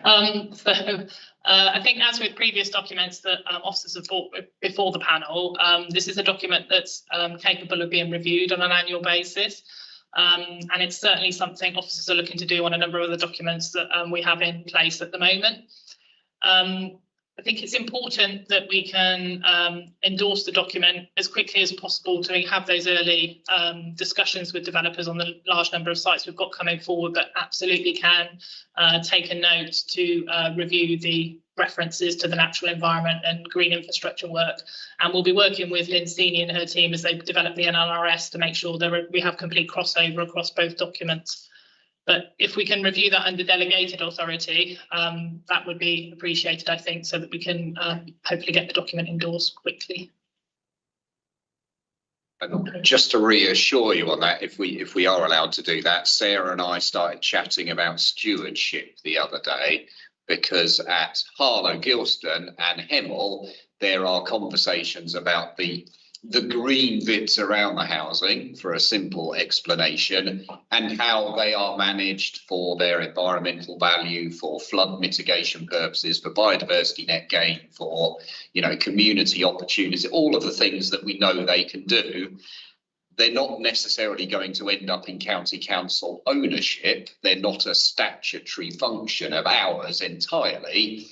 But Sarah and I started talking and think it might be important that we have a stance on them, so we have a consistent position on these strategic sites. So I'm very happy that we carry on that conversation and see that as an additional strand of work, and begin to talk to other officers and councillors about what that stance might be. Lewis? Yes, thank you. Well, I suppose the first comment is I'm a bit surprised that we haven't got one of these already, considering we've got lots of significant developments across Hertfordshire.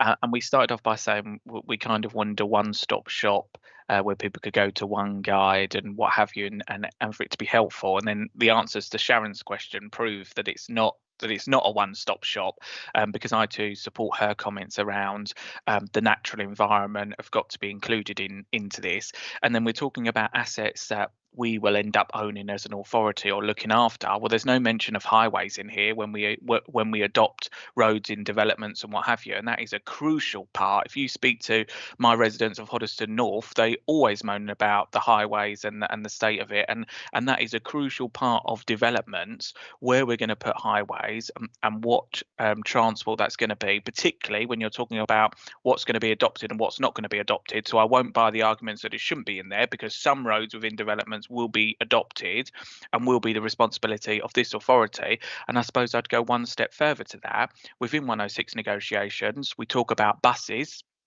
And they're not mentioned in this at all. And it might be that we'll own a bus stop or be responsible for that on developments, what have you.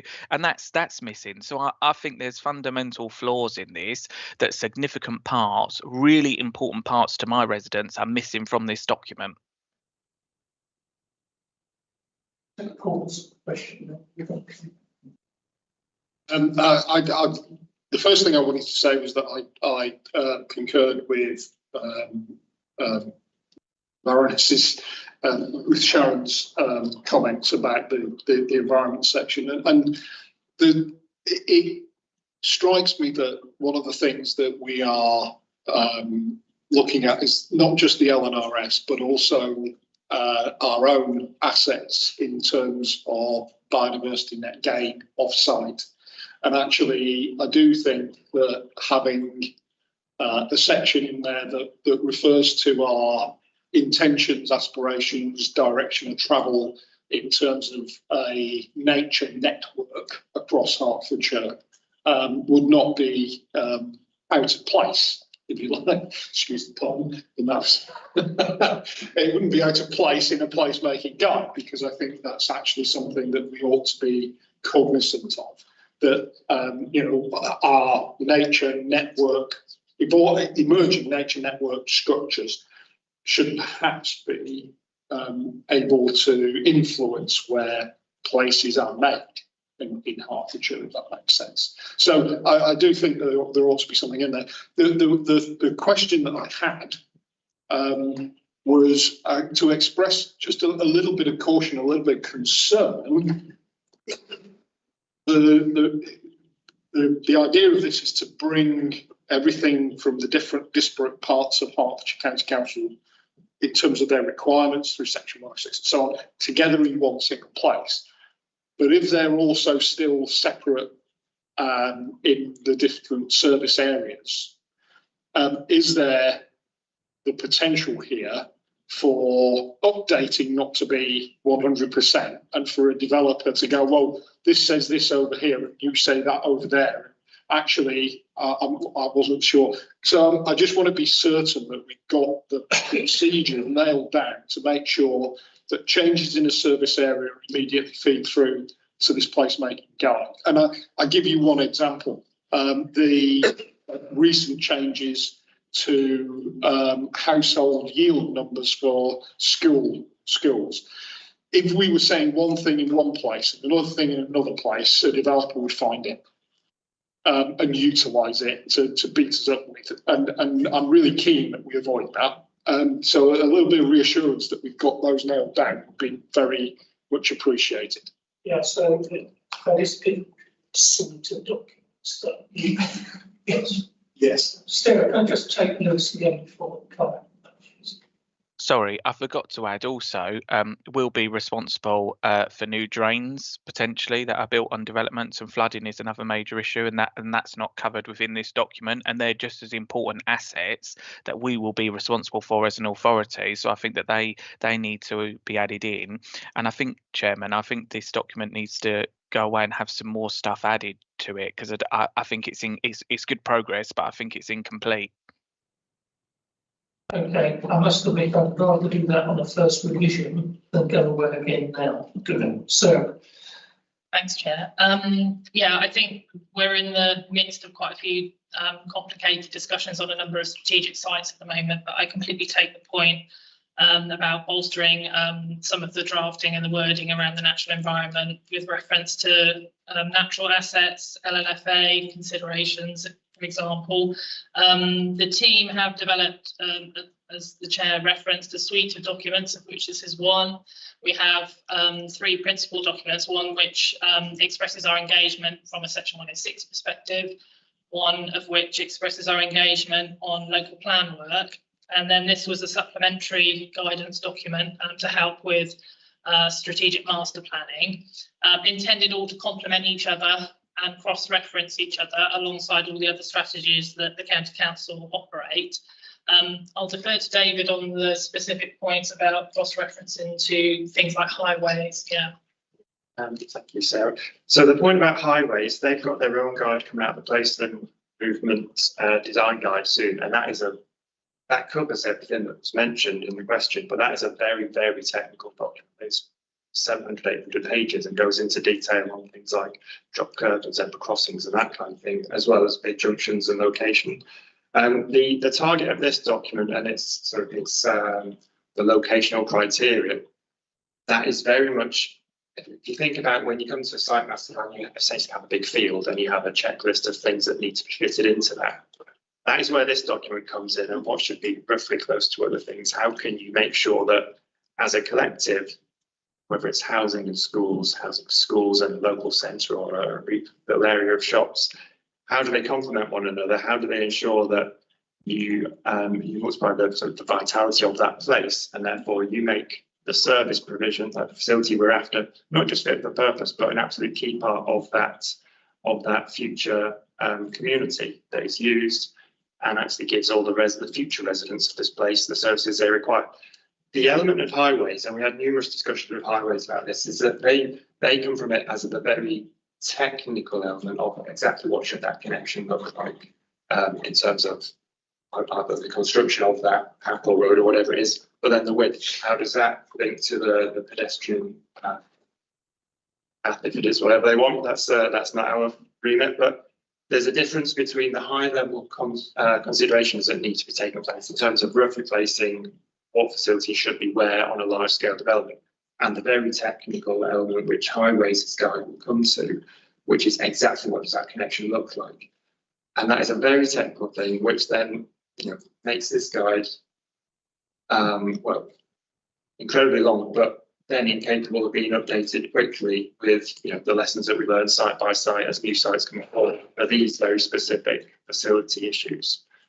So I think there is a very key part in keeping highways and the service facilities separate in terms of the guidance that we're putting out. Yes, I can see that. I mean, our document here is about 50 pages long. If we added the highways one to it, we would have to virtually add the lot in case we missed anything. So I think to keep those two separate, I know the idea of a one-stop shop sounds appealing, but the one-stop could form such a huge document that it becomes unwieldy. Yes, Sarah. I just think probably worth mentioning that the other two pieces of guidance I mentioned are in Section 106 and local plans that are due for extensive review this year. So the team have already started looking at those. We've also got the piece of work around infrastructure more broadly across Hertfordshire, where we're looking at a potential infrastructure plan for Hertfordshire County Council. As David referenced, the highways team will be adopting their Hertfordshire Place and Movement Planning Design Guide this year. And we have the Sustainable Construction Guide that's due at Cabinet Panel, I think, next week. So would it be an appropriate suggestion maybe that if come the autumn, we have a review of all of those documents together so that Cabinet Panel can see how all of the documents fit together, that we review it at that point in time? Yeah. Because then the cross references can be a bit more visible when you see all the documents sitting alongside each other. Okay. John.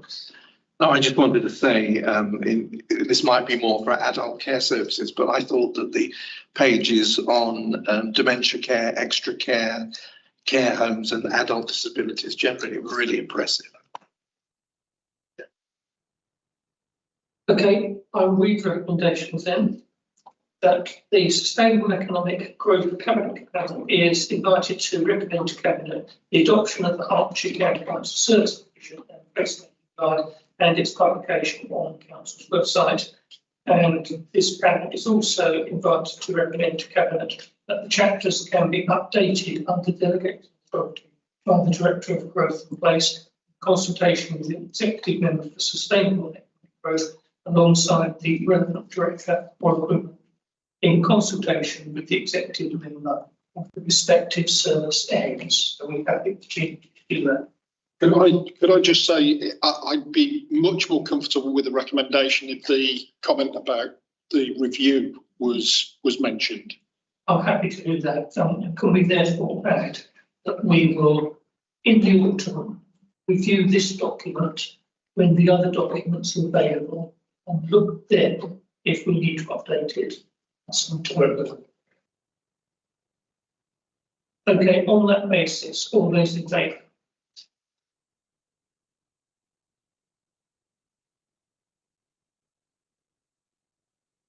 Eight, nine. And Keith's left, this was not. Sorry. Keith's left, so that should be. Okay, right. Thank you. Item 7 then is the update on Hertfordshire growth visions and missions, which Barbara will tell us about. Thank you. Thank you, Chair.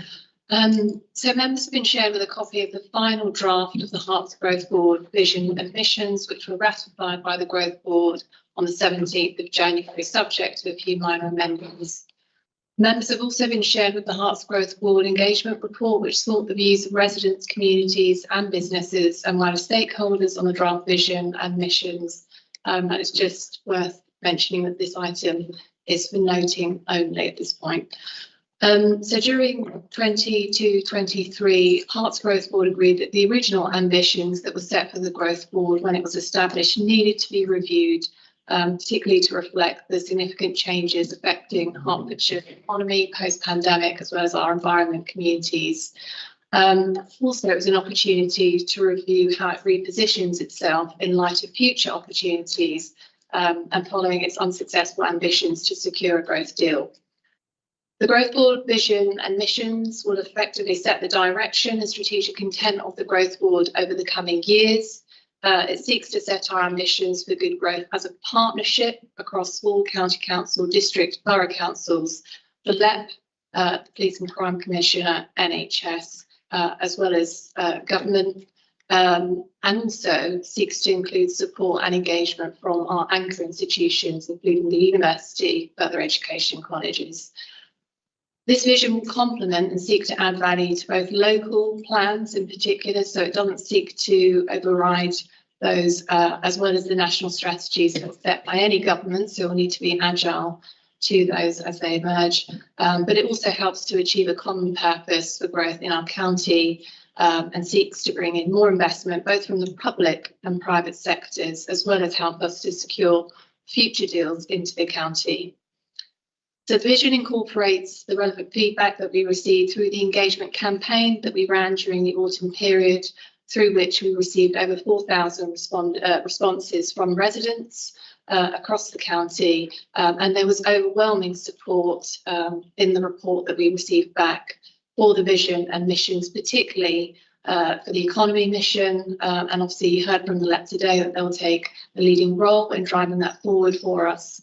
Healthy places and building healthy communities so that residents can thrive, and overwhelming support for a much greater focus on transport collectively, responding to the needs to strengthen our transport infrastructure across the county. So the vision sets out our strengths, and within that we've wanted to highlight our key specialisms, our sectors, our entrepreneurial spirit, our high employment rates, north-south transport links are strong between London, Cambridge, our green rural landscapes, of course, are a huge quality to our county, including the chalk streams that Baroness Taylor mentioned, and that adds to the quality of life for why businesses, residents locate here.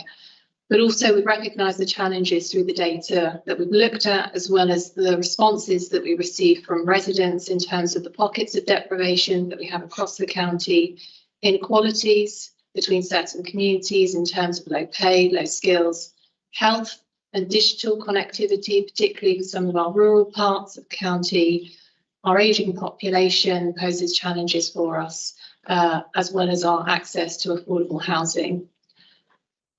Transport infrastructure came out overwhelmingly as an area that needed to be considered, and external factors, of course, the impacts of current wars, inflation and climate change continue to pose impacts for us in terms of reaching our full economic potential. So this vision and the missions that we've set out in the presentation, in the pack that you have, seeks to respond to these challenges, but also to better represent where collective action can make a bigger difference and impact, adding value to what we each do as organisations, as well as to better connect the different drivers and impacts of growth across the county.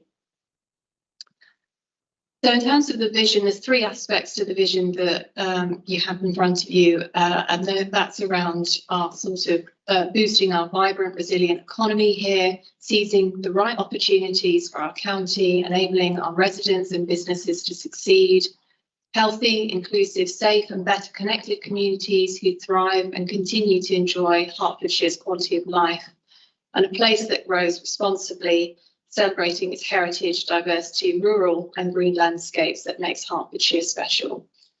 We're taking a missions-based approach to realise this vision, and again, this requires the collective action of all of us as councils, as authorities, as well as our key partners and anchors. And the Development Quality Charter is a really excellent example of what the Herts Growth Board is able to achieve through its collective leadership and ambitions. The 6 missions that we are looking to focus on are around having a world-class economy, so improving the skills and access to quality jobs for our residents, increased commercial space and business stock, increased investment and employment growth. The second mission is around digital access for all, and this is ensuring that we can achieve best-in-class and inclusive connectivity for our residents and business communities, and that we close the digital skills gap. For transport for Hertfordshire, increasing options for sustainable and active travel, and as part of that, of course, improving air quality, reducing congestion on our roads, and ensuring that as part of that, we're reducing our carbon emissions.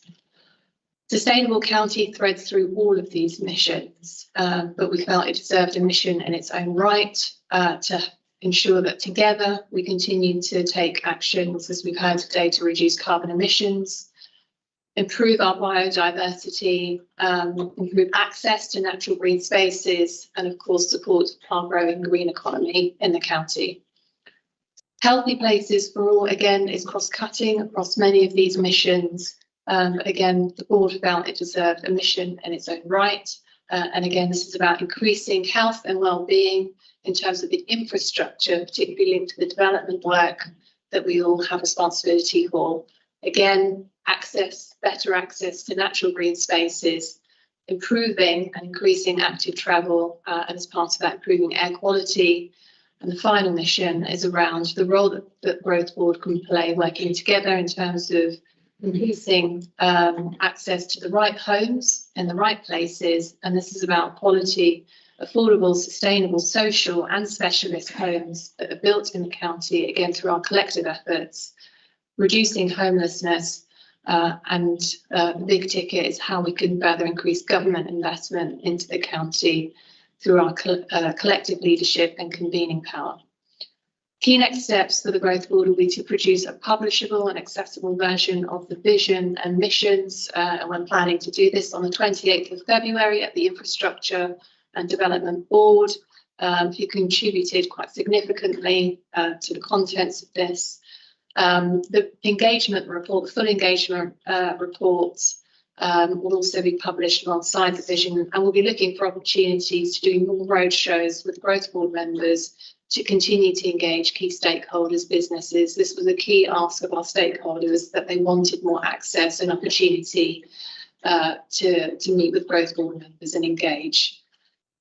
The governance and implementation plans for this are being worked up and will be brought to the Growth Board in March, alongside proposed delivery plans for the next year, in particular seeking to set out what we think we can achieve by March 2025 and then beyond. And as part of the governance review, I'm also happy to meet with members of this panel to provide updates and progress. And of course, we have Growth Board members who also sit on this panel. So I'll stop there. Happy to take any questions, Chair. Thank you. Okay, thank you for that. It's an excellent document, a lot of good stuff in there. Like so many documents that are produced that have the information that you wouldn't necessarily have readily to hand. You read it, think, oh, that's interesting. This is very good. We also mentioned short streams, I note. Which is good. And we mentioned district, old market towns, new towns, and the Garden City movement. So we're all in click. It's good. Comments, questions? Lewis. Yeah, thank you, Chairman. I won't go through my comments. I've already given them to Faru, and they've worked in this document. It was really just to say thank you to her and her team for putting this all together, because we have been through a long, drawn-out process. And just to give you an example, for where we're talking about the world-class economy, within this document, we've made sure we've still got our town centres and all of the areas that you've just described, Chairman, right at the heart of that. Because, for example, we're seeing lots of banks pull out of our high streets and what have you. They're just as important to our local economy, so people can go and access banking services, as attracting the world-class companies that we've done throughout Hertfordshire, Google being one of them with their new data centre. So we've tried to think about everything and been all-encompassing. But I just wanted to thank Faru for her work, because I know it's not been easy to get everyone into a position where we can all agree on it. So it was just to say that. Thank you, Chairman. Thank you. One question I have, it's interesting about having a carbon fund that you're going to invest in. It's quite interesting, where they'll find 180, 240 million from the carbon fund is another matter, but interesting. Any other questions? No. Okay, thank you. Then the panel is invited to note the new vision and missions adopted by the Hertfordshire Growth Board. Happy to do that. Great. Everybody, good, thank you. And the last item is the National Planning Policy Framework, which Colin will talk about. Thank you very much. Yeah, councillors, just to let you know that the government's published the latest version of the NPPF just before Christmas. You might recall a couple of years ago there was consultation on really significant changes to the planning system, bringing in a whole new zoning mechanism rather than local plans, and having a limited suite of national development management policies. Not much of that has come to pass, I think it's fair to say. What we see is very similar to the previous iteration. There are some further changes coming through the Levelling Up Act that pick up on some of those things, but essentially the planning system as we know and love it is the same. In theory, we prepare local plans, planning applications are submitted on that basis, they're determined based on the suite of policies in them. Where some of the changes arise are in respect of housing targets. This document reaffirms that they are not mandatory. That was already the case, but it states it slightly more explicitly. It says it's a matter for districts preparing their local plans to go off and look at their demographic evidence and make a judgment as to how many homes they need. You can anticipate there will still be the ebb and flow of comments from communities and developers in that debate process and scrutiny by an inspector ultimately. And then it also says councils do not need to use greenbelt land for housing need. So that is stated more explicitly than it's ever been said in the past.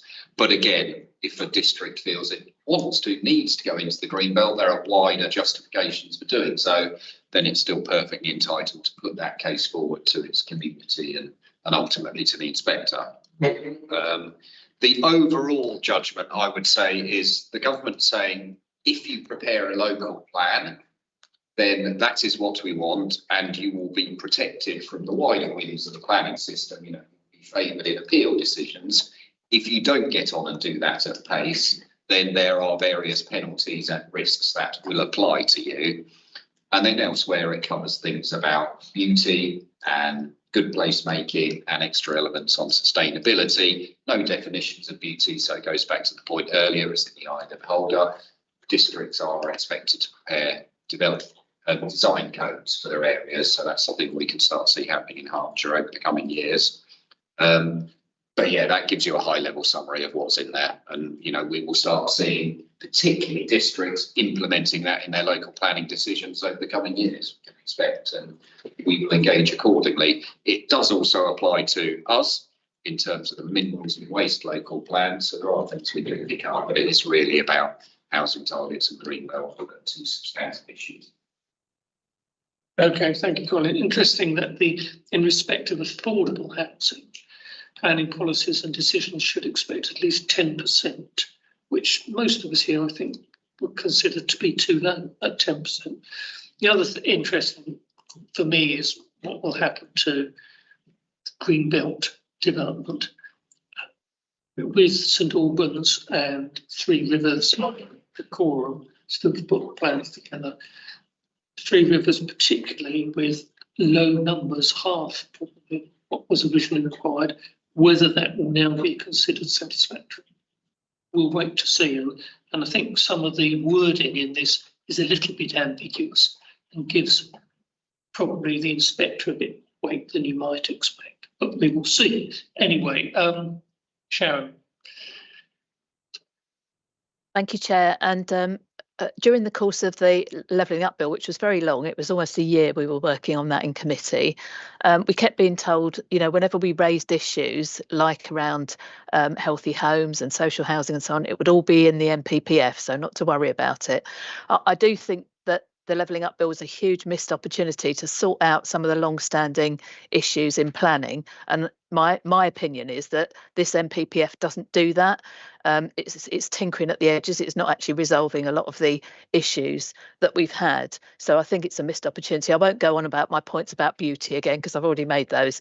I do think I understand the issue around housing targets, but how do you know that you're going to get to the number of houses? We've got an absolute housing crisis in this country. How do you know that you're going to get to your target of 300,000 homes a year if you're not setting targets locally, or, you know, if there's no process to aggregate what's being built locally up to national level? That question remains in the ether. It's a question for national government, not for you, Chair, but I don't understand how that's going to be achieved.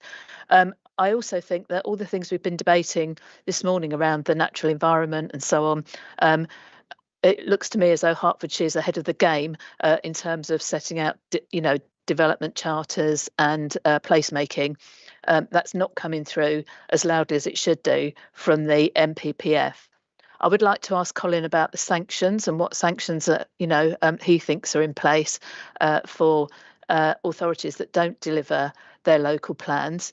But the big issue that underlies that is the resources for the planning process. I don't know about other districts in Hertfordshire, but recruiting planning officers is a big issue.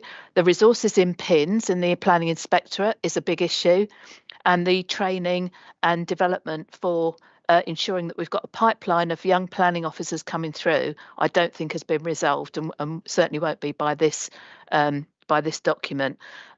Your point about social housing is very well made, Chair, and I want to finish on that.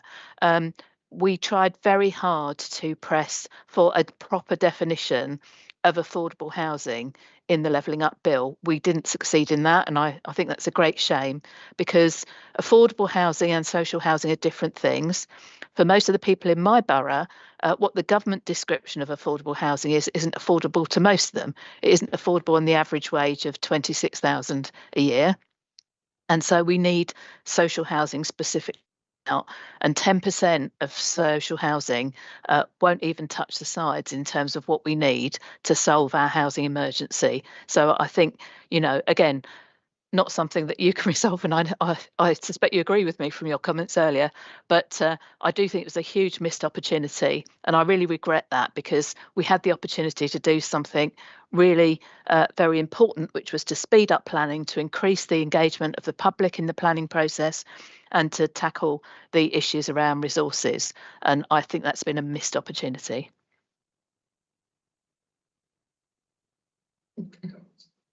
Yeah.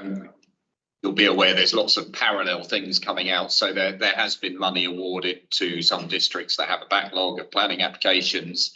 There has been the opportunity to bid for a planning pathway and graduates, and the county and Stevenage were successful in a joint bid there, as well as lots of work we're doing across the county through the Planning Resilience Programme, but that's locally rather than coming out of the MPPF. In terms of your first question about penalties, there's the normal stuff in here about, developers can submit planning applications that win on appeal, and it's looking at, 5-year housing land supply and all those sorts of things. When this was published on the same day, there were 8 letters went to councils that were struggling to produce a local plan. The only one in Hertfordshire was St Albans that received one of those letters saying, I want a timetable for you to prepare this ASAP. So St Albans, as I understand, have written back to the government on that. They are working to prepare their local plan at pace. And you know, we're engaging with them on that as the county side of things. But I think we can expect the government to start stomping its feet a bit more if it thinks districts are being slow on preparing plans. They have previously used the threat of sending in people to do it on that district's behalf, and there is talk of a planning super squad being sent to Cambridge to look at growth there. So, you know, that may be something that exists. There was also suggestion that the county council could take over the writing of a district plan where it's slow. So I look forward to that being added to doing this. Yeah, nothing explicitly stated in the NPPF other than the penalties we're all familiar with in terms of, you know, the winning and losing and planning applications and appeals. But I think we can expect, I think the way this has been pitched is there are concessions to you in the NPPF about how you set your housing target and your greenbelt choices, but in exchange we want you to get on with this quicker than you have been doing in some cases.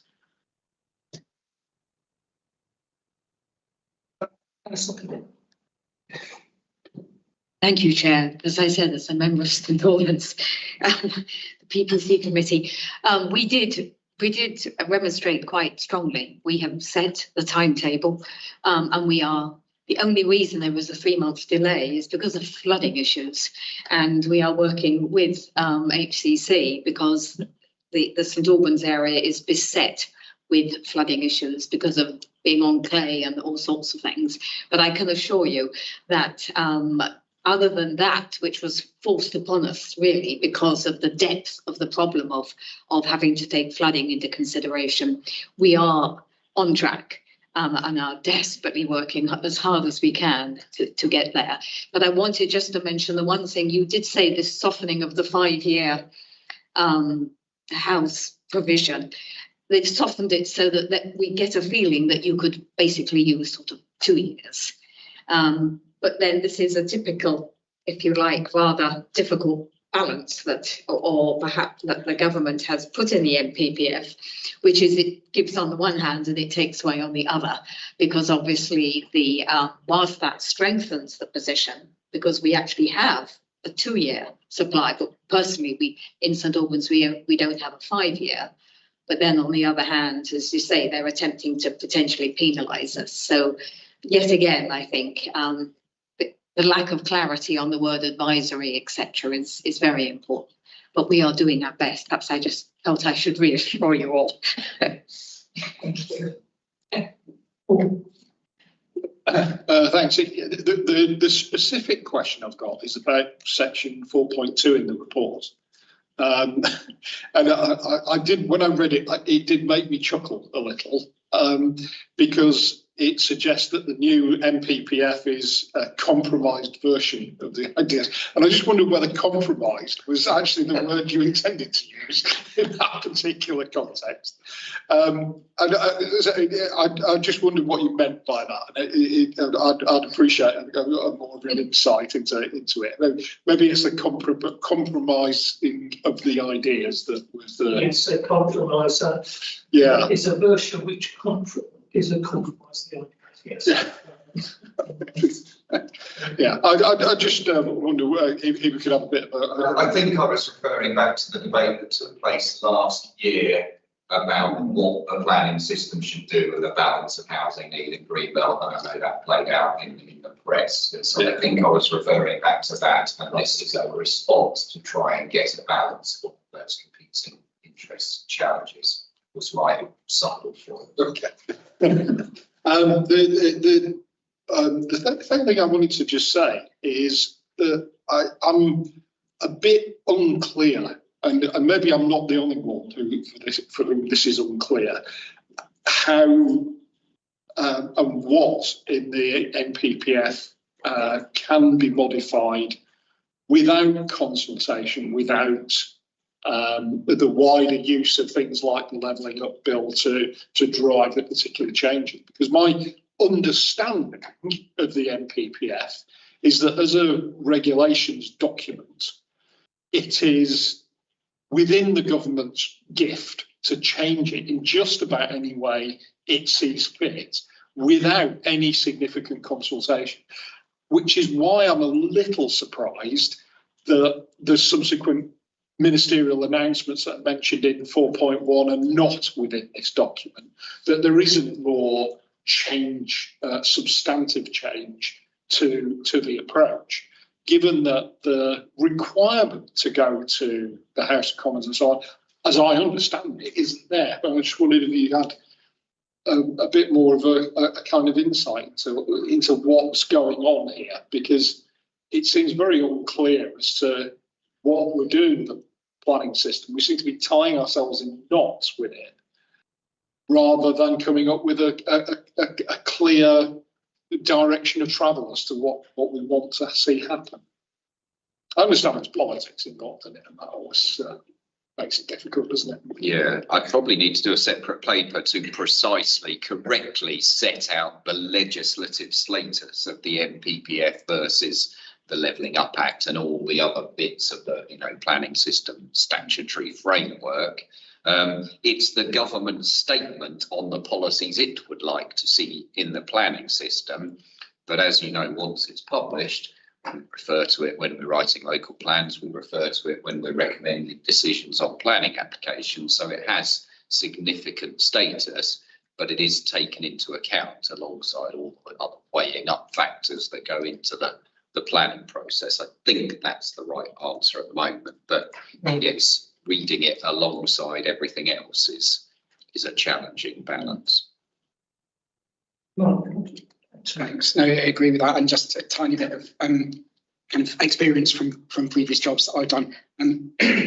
Excuse me. The NPPF is it's the powers the government has to lay the NPPF are actually quite wide, and as you say, there is very little required parliamentary scrutiny. It's a particular type of secondary legislation. And it has effect immediately when that's laid before the House. So that it's just it's a nature of the legislative powers themselves that happens. Interestingly, the other one that is vaguely similar is actually the immigration laws, where again, the Act gives government quite wide powers to lay the immigration laws. They have effect instantly, unless when they're laid, government says otherwise. And in both cases, the argument, as I understand it, was around when the relevant acts were taken through, was around that lots of decisions are taken every day on planning applications, on immigration decisions, and therefore what you need is government being able to react immediately to events and influence those decisions kind of straight away, rather than a very laborious parliamentary process whereby you might have something happen in the real world, government wants to kind of change the rules around it, but there's a 3, 6, 12-month process before they can do that. So I think it's a nature of that debate. Just to come back on that, I mean, when we're talking about the NPPF, those sorts of changes almost never happen, do they? The types of changes that we do see, Colin has just outlined, there was a consultation paper 2 years ago on it, and the impact of that consultation has only just been drilled into it. Yet the whole ethos of it was that we can react to events and we can change things very quickly. Yet it's taken 2 years to do anything. We might see that with the national planning policies, the national development management policies. So what has been said is when they're published, they will largely extract what we already see in the NPPF, and that will be the first iteration. So we shouldn't, in theory, see massive change.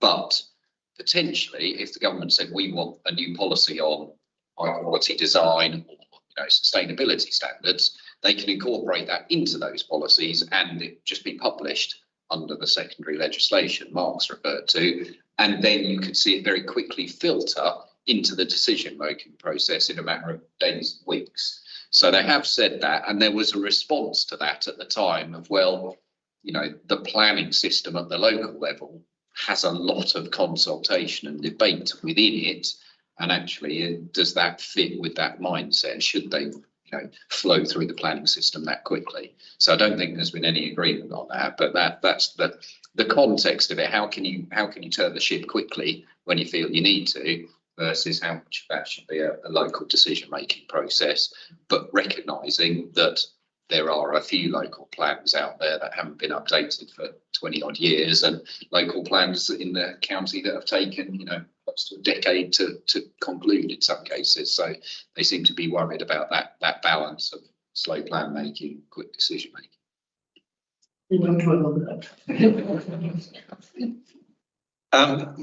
So if a district has had a local plan for a few years and a developer has put a hasn't put a proposal forward yet, but they're putting their proposals together, but they haven't actually planned, they haven't sent a planning application in. Can local residents start saying, well, the new MPBF says, oh, green belt, you shouldn't be, you know, building on that, or the fact that it was taken out of the green belt is at the defence, and therefore, you know, I don't know what's the timing of this, which MPBF counts at what time? Right. Well, if a local plan is adopted and it has taken land out of the green belt, and that decision has, the land is no longer in the green belt, and therefore it's probably allocated for development, this MPF wouldn't overrule that decision. That's already been taken. The land is now in theory available for development. The only way you could undo that is by writing a new local plan and putting that land back in the green belt that you need to justify. So this will apply to local plans progressing process now. So Orphans Three Rivers, Hertfordshire, and the ones at the moment that are working through that process, they will have to weigh up this policy guidance and make decisions accordingly. Thank you, Chair. I have obviously direct experience really of the situation you've talked about, because St Albans is beset again. I think we have applications in for 3,500 houses in development, the most that they've ever had. Nearly all of them, of course, major developments, major applications. And at the moment, because our local plan is so old, it has no teeth whatsoever. And that is what has given the developers this opportunity to come in when there are no teeth about the quantity of affordable housing, social housing, any of the updates that we've discussed during the meeting today. What is happening is that as these are being refused, whether it is by the delegated authority of the officers, or in fact when they're called in and the members, such as myself, turn them down, they're going to appeal. And at the moment, the inspectors are very much helping the planning authorities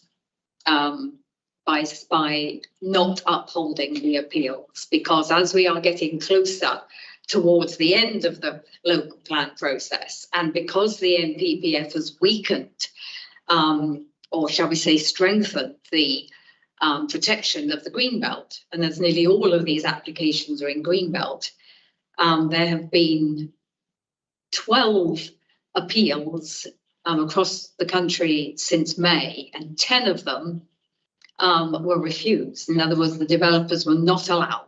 And the only 2 that were allowed were because the Greenbelt had been compromised in the past. It had had a previous brownfield, if you like, aspect to it. So this, although we've got a very old MPBF, which is obviously giving us great problems, because the new MPF and what it's doing and the fact that it comes into immediate effect, the inspectors are beginning to use this in order to actually help some of what might be called the more egregious opportunities that the developers see in Greenbelt. I hope that might help. Okay, thank you. No more questions. Then recommendation is that you note, or we note, the contents of the report. We'll have to do that. Great. Thank you. No other business. Next meeting is the 5th of March. So thank you all for attending, and for those online.